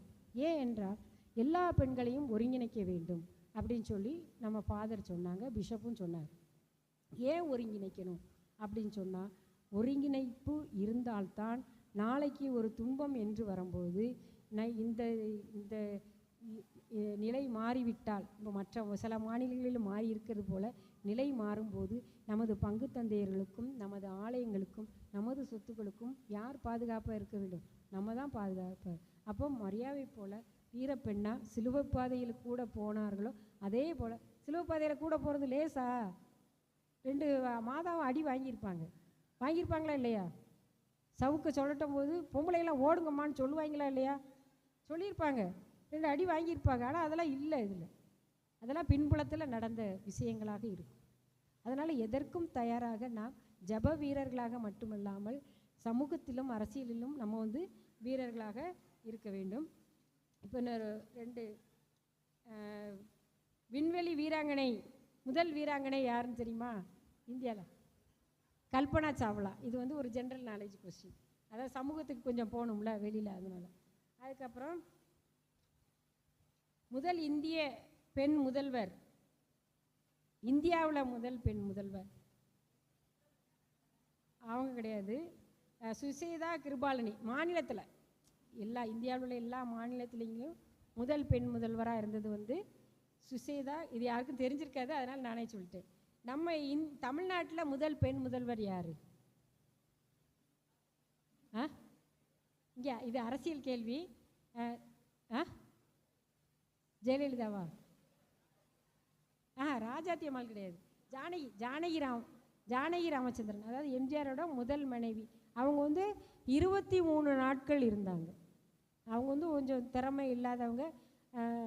அதாவது அரசியலில் இருக்கணும் அப்படின்னு சொன்னால் சீராக் ஞானத்தில் குறிப்பிட்டிருக்கிற மாதிரி பாம்பை போல் முன்மதி உடையவர்களாக இருக்கும். அவங்க வந்து புறாவை மாதிரி கபடற்றவர்களாக மட்டும் இருந்தாங்க. அதனால் 23 நாள் தான் இருக்க முடிஞ்சுது. புறாவை போல் கபடற்றவர்களாய் மட்டும் அரசியலில் இருந்தால் காணாது. பாம்பை போல் முன்மதியும் இருக்க வேண்டும். 4 பேரை சேர்த்துக்கணும், 4 பேரை அடிக்கணும், 4 பேரை மிதிக்கணும். அதையும் ஜெபம் மட்டும் சொல்லிக்கிட்டு இருக்க முடியாதாங்க போய். அதனால் அந்த மாதிரி பெண்களாகவும் நீங்கள் உருவெடுக்க வேண்டும். வீர பெண்களாக, அதாவது தைரியமிக்க, எப்படி மாதா சிலுவை பாதையில் அரசியல்வாதிகளோடு அந்த படை வீரர்களோடு தைரியமாக சென்றார்களோ அது மாதிரி நம்மளும் செல்வதற்கு ரெடியாக இருக்க வேண்டும். அது முதல் பெண் மருத்துவர், தமிழ்நாட்டில் முதல் பேர் மருத்துவர் டாக்டர் முத்துலட்சுமி ரெட்டி. வாங்க.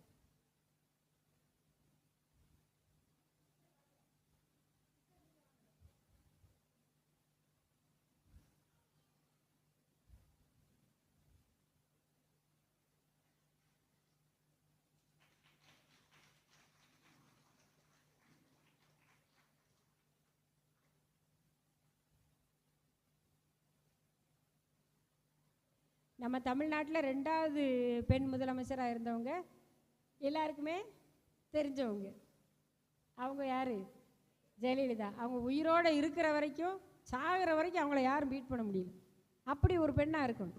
அதாவது மற்ற விஷயங்கள் அவங்க எப்படியோ அது வேறு விஷயம். சாகிற வரைக்கும் முதலமைச்சராக இருக்கணுங்கிறது லேஸ் கிடையாது. காமராஜராலேயே முடியலை. காமராஜர் நல்லவர் தான், எல்லாம் செஞ்சவர் தான். ஆனால் அப்படி ஒரு பெண் இருந்திருக்காங்க அப்படின்னு சொன்னோம்னா அந்த பெண்மையை நாம் பாராட்டணும். மற்ற விஷயங்கள் எப்படியோ அவங்கள அதுக்காக நான் பாராட்டலை, அவங்களுடைய பெண்மையை நம்ம பாராட்டணும். அதே மாதிரி ஒரு பெண் 1988 நடந்த ஒரு சம்பவத்தை நான் அவங்களுக்கு சொல்ல விரும்புகிறேன். என்ன அப்படின்னு சொன்னால், அவங்க பேர் செலினா ஜோன்ஸு. அவங்க மிலிட்ரி இருக்குல்ல, மிலிட்ரி தெரியுமில்ல, இராணுவத்தில் முதல்ல அவங்க சேர்ந்துருக்காங்க. சேர்ந்து ஒரு பொறுப்பை வகிச்சிருக்காங்க. அப்போ அவங்களுக்கு திருமணம், ஒரு பெண்ணை ஒரு ஆண்ணா திருமணம் முடியுது, அது மாதிரி பெண்ணுனா திருமணம் முடிப்பாங்களா முடிக்க மாட்டாங்களா? முடிப்பாங்க. அப்போ திருமணம் கார்டை கொண்டு கொடுத்துட்டு அவங்க திருமணத்துக்காக அவங்க டெல்லியிலேருந்து டெல்லியோ எந்த ஊரில் இருந்தாங்களோ அங்கேருந்து அவங்க சொந்த ஊருக்கு போயிடுறாங்க. போன மறுநாளே நீங்கள் வேலையை விட்டு நீக்கப்பட்டீங்க அப்படின்னு சொல்லி கடிதம் வந்துடுது. இராணுவத்தில் சேர்ந்த பெண்ணு அவங்கள வேலையை விட்டு நீக்கிட்டாங்கன்னு கடிதம் வந்துடுது. உடனே அவங்க கல்யாணம் ஆயிடுது, குழந்தைகள்லாம் பிறந்துருது, அவங்களுக்கு வேலை கொடுக்க மாட்டோம்னு சொல்லி நம்ம கவர்மெண்ட்லேருந்து, இந்திய நாட்டில் நடந்தது தான், வேற எங்கேயும் நடந்தது கிடையாது. 1988ஆம் வருஷத்தில் நடந்தது. இப்போ நடந்து அது ஒரு 30, 35, 40 வருஷத்துக்கிட்ட ஆகுது. அப்போ அவங்க அதை எதிர்த்து கோர்ட்டில் என்ன செஞ்சாக்காங்க, கேஸ் போட்டிருக்காங்க. கேஸ் போட்டு அந்த கேஸில் அவங்க கடைசியில் ஒரு 30 வருஷம் கழித்து ஜெயிச்சிருக்காங்க. ஜெயிச்சப்ப அவங்க அத்தனை வருஷம் வேலை பார்த்துருந்தாங்கல்ல, அந்த வேலை பார்த்துருந்த அந்த அத்தனை வருஷத்துக்கும் உள்ள சம்பளம் 60 லட்சமும் அதுக்கு அவங்களுக்கு கொடுக்கணும். வேலைக்கும் பெண்ணோட திருமணத்துக்கும் சம்பந்தம் இல்லை அப்படின்னு சொல்லி அப்போ தான் என்ன செஞ்சுருக்கு, தீர்ப்பு கிடச்சிருக்கு. இப்போ கூட நிறைய இடத்துல வேலை பார்க்குற இடத்துல பெண்களுக்கு சம்பளம் கம்மி. அதே வேலை ஆண்கள் பார்த்தாங்கன்னா அவங்களுக்கு 25,000 கொடுத்தா பெண்கள்னால் 12,000 தான் கொடுப்பாங்க. பாதி சம்பளம் கூட கிடைக்கிறது இல்லை. இப்போயுமே நம்ம நம்மளுடைய உரிமைக்காக நம்ம போராடணும். சரி, இப்போ ஃபாதர் டைம் முடிய போகுதுன்னு ஒரு 2-3 நிமிஷம் தான் இருக்குது, 1 மணிக்கு. அதில் ஒரு பாட்டு இருக்குல்ல நம்ம பெண்களை பற்றி,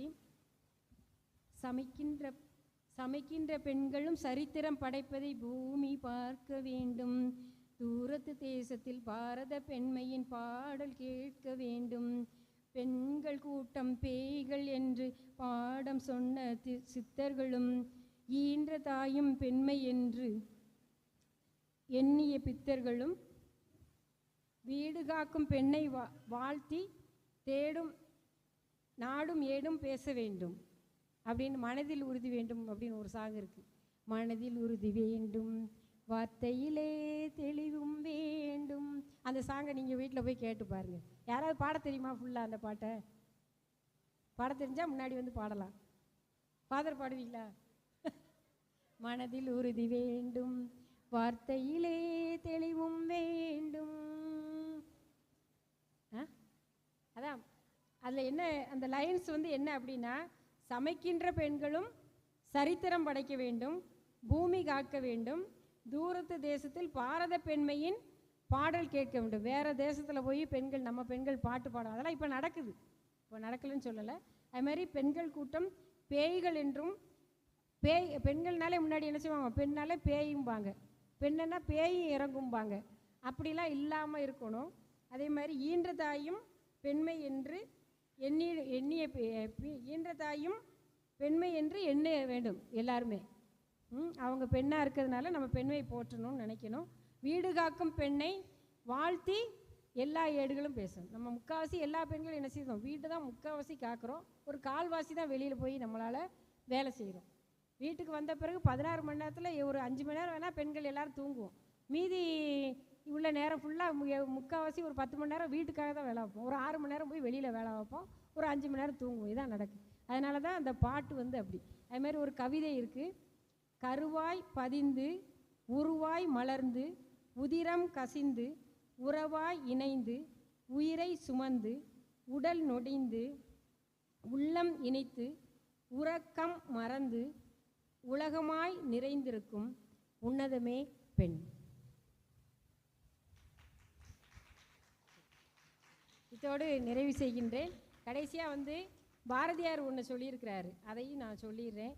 பெண்மை வாழ்கவென்று கூத்திடுவோம், பெண்மை வெல்கவென்று கூத்திடுவோம். பெண்மை வாழ்கவென்று கூத்திடுவோம், பெண்மை வெல்கவென்று கூத்திடுவோம் அப்படிங்கிறதா பாரதியார் சொன்னது. மங்கையாராய் பிறப்பதற்கே நல்ல மாதவம் செய்திடலம்மா அப்படின்னு சொல்லி நம்ம பேர் வாங்கணும். நம்ம மாதாவை போல் உங்களை எல்லாரையும் மாதான்னு நான் கூப்பிட்டேன். அதே போல் நீங்களும் இல்லத்திற்கு சென்று உங்கள் வாழ்க்கை முறையை நடத்துங்கள். அப்பொழுது நாம் வெற்றி பெற்ற பெண்களாக மாதா கொண்டிருந்த அந்த 7 நிறைவான காரியங்களையும், அன்பு, அறிவு, அரவணைப்பு, பொறுமை, தாழ்ச்சி, அப்புறம் தைரியம், அப்புறம் இன்னும் 3வது கடைசியாக ஒன்று சொல்லியிருந்தேனே, சுதந்திரம். அந்த சுதந்திரத்தை பற்றி கொஞ்சம் சொல்லலை. சுதந்திரம் அப்படின்னு சொன்னால் சுதந்திரம் அதுக்காக நான் சுதந்திரமாக ஆடை அணிந்து திரிவேங்கிறது கிடையாது. ஷார்ட்ஸும் டிஷர்ட்டும் போட்டுக்கிட்டு வெளியே அலைவேன்னு சொல்லக்கூடாது. நம்ம எப்படி நீட்டாக ட்ரெஸ் பண்ணுறோமோ அதுக்கேற்ற மாதிரி தான் நமக்கு மதிப்பு கிடைக்கும். ஒரு சுடிதார் அணிந்தாலோ சேலை அணிந்தாலோ ஜீன்ஸ் பேண்ட் டிஷர்ட் போட்டாலும் அதில் நீட்டாக எப்படி நம்ம ஆடை அணிய வேண்டும், நமது பிள்ளைகளும் ஆடை அணிய வேண்டும். எப்படி ஆடை அணிவித்து பிள்ளைகளை பள்ளிக்கு அனுப்ப வேண்டும், இல்லங்களில் வைத்திருக்க வேண்டும், உறவினர்கள் வரும்போது நமது பிள்ளைகள் நாம் எப்படி ஆடை அணிந்திருக்க வேண்டும் என்பதில் பெண்கள் கவனமாக இருக்க வேண்டும். நம்முடைய மதிப்பையும் மாண்பையும் காப்பவர்களாக நாம் அன்னை மரியாவை போல நற்சான்றும் நற்செயல்களும் புரிகிற பெண்களாக வாழ உங்கள் அனைவரையும் வாழ்த்துகின்றேன். இந்த வாய்ப்பை தந்த எங்களது முன்னாள் உதவி பங்கு தந்தை, இந்நாள் உங்களுடைய பங்கு தந்தை அவர்களை நான் வாழ்த்துகின்றேன். அவர்களை மனமாற நான் பாராட்டுகின்றேன். இத்தகைய உரையை உங்களுக்கு கேட்பதற்கு எல்லா வாய்ப்பையும் உங்களுக்கு அவர் ஏற்படுத்தி கொடுத்து டீ அப்புறம் வடை கொடுத்துருக்கிறார்கள், அடுத்து உணவு தயார் பண்ணியிருக்கிறார்கள். அதெல்லாம் எப்படி வருதுங்கிறது உங்களுக்கு தெரியாது. நீங்கள் எல்லோரும் நல்லா ஆனந்தமாக இருக்கணும்னு சொல்லி செஞ்சுருக்காங்க. அவரையும் நாம் வாழ்த்துவோம், பாராட்டுவோம். இப்போ நேரம் இருந்தால் கேம்ஸ் ஏதாவது வெளியில் விளையாடலாம், அல்லாட்டி நம்ம இதோடு நிறைவு செய்து இல்லங்களுக்கு செல்வோம். எல்லாம் உள்ள இறைவனுக்கும் நம் தாயாம் அன்னை மரியாவுக்கும் நம் பங்கின் பாதுகாவலர் புனித அந்தோணியாருக்கும் நான் தலைவணங்கி என்னுடைய உரையினை நிறைவு செய்கின்றேன். நன்றி, வணக்கம்.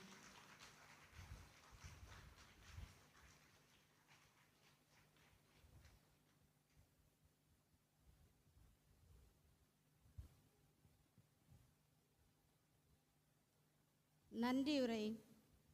மகளிர் தினம் கொண்டாடுவது பற்றியும் உழைக்கும் பெண்கள் என்பது பற்றியும் தெளிவாக கூறி அவையில் அமர்ந்து இருக்கும் சிறப்பு விருந்தினரை வரவேற்று சிஸ்டர் சந்திரா அவர்களுக்கு நன்றியை தெரிவித்துக் கொள்கிறோம். அடுத்ததாக நமது பங்கு தந்தை அவர்கள் வந்திருக்கும் கருத்துரையாளர் அவர்களையும் நம்மையும் வரவேற்று தியானத்தை தொடங்கி வைத்து இந்த தியானத்தில் பங்கு பெற்று இந்த தவ காலத்தில் தவ முயற்சிகள் செய்ய வேண்டும் என்றும் ஏற்பாடு செய்த தந்த பங்கு தந்தை அருள் அந்தோணி அவர்களுக்கு நன்றியை தெரிவித்துக் கொள்கிறோம். அருட்தந்தை ஆரோக்கியராஜ் அவர்கள் பெண்களில் மிக சிறந்த முன்மாதிரி பெண் அன்னை மரியாள். அன்னை மரியாளை போன்று வீரம் உள்ளவளாகவும் புரட்சி பெண்ணாகவும் செயல்படவும் சோதனையை பெண்கள் சாதனையாக மாற்ற முடியும் என்றும் 70 பெண்கள் சாவை நினைவு கூறும் வண்ணமாக இந்த மகளிர் தினம் கொண்டாடப்பட்டது என்று தெளிவாக கருத்துரை வழங்கிய வீரவநல்லூர் பங்கு தந்தை அவர்களுக்கும் நன்றியை தெரிவித்துக் கொள்கிறோம். பாளையங்கோட்டை பெண்கள் பணிக்குழுவில் முன்னாள் செயலாளராகவும் இந்நாள் மாநில இணைச் செயலாளராகவும் பணியாற்றி வரும் திருமதி அமலதாஸ் அமளி அவர்கள், நாம் அனைவரும் ஒரு மாதாவாகத்தான் தெரிகிறோம். நமது கடமை முக்கியம் என்றும் மாதா மரியாவை பின்பற்றி வாழவும் மரியாளின் நற்பண்புகள் கடைபிடிக்கவும் அழைக்கப்பட்டவர் பலராக இருந்தாலும் தேர்ந்தெடுக்கப்பட்டவர் நாம் அனைவருமே என்று சிறப்புரை கூறி சிலுவை பாதையின் அன்னை மரியாள் பங்கேற்பு பற்றியும் கேள்விகள் கேட்டு பரிசளித்து மகிழ்வித்து சிறப்பான கருத்துரை வழங்கி பாடல் பாடி மகிழ்வித்த திருமதி அமலதாஸ் அமளி அவர்களுக்கும் நன்றியை தெரிவித்துக் கொள்கிறோம். இந்த கருத்தரங்கை தொகுப்புரை செய்து திட்டமிட்டு செயல்படுத்தி பயனுள்ள வகையில் அமைத்து தந்த உதவி பங்கு தந்தை அவர்களுக்கும் நன்றியை தெரிவித்துக் கொள்கிறோம். மரியாயின் சேனை கூட்டத்தின் போது வீடு சந்திக்கும் போதும் முதல் நபராக வந்து எங்களை ஊக்கப்படுத்தி அந்த இடத்தில் தாயாக இருந்து எங்களை வழிநடத்தி வரும் அருட்சகோதரி ரோசி அவர்களுக்கும் நன்றியை தெரிவித்து மற்றும் வந்திருக்கும் அருட்சகோதரிகளுக்கும் நன்றியை தெரிவித்துக் கொள்கிறோம். வெளிப்பங்கிலிருந்து வருகை தந்திருக்கும் பொதுமக்களுக்கும் மரியாயின் சேனையருக்கும் நமது பங்கு மக்களுக்கும் மரியாயின் சேனையினருக்கும் சேனையினர் வழியாக நன்றியை தெரிவித்துக் கொள்கிறோம். இன்றைய கூட்டத்தினை வழிநடத்திய மரியாயின் சேனையின் பொறுப்பாளர்களும் சேனையினர் அனைவருக்கும் நன்றியை தெரிவித்து கொண்டு, குறிப்பாக எங்கள் சேனையில் ஆண்களும் எங்களுக்கு உறுதுணையாக இருந்து இந்த மகளிர் தினத்தை சிறப்பு செய்ய வழிகாட்டியாக இருந்த சகோதரர் கிளைன்ஸ்ராஜ், சகோதரர் ஜெயராஜ், சகோதரர் மில்டன், சகோதரர் கவாஸ்கர், அடைச்சாணியைச் சேர்ந்த சகோதரர் அந்தோணி மற்றும் எங்களுக்கு உதவியாக இருந்த சகோதரர் அனைவருக்கும் நன்றியை தெரிவித்துக் கொள்கிறோம். நன்றி.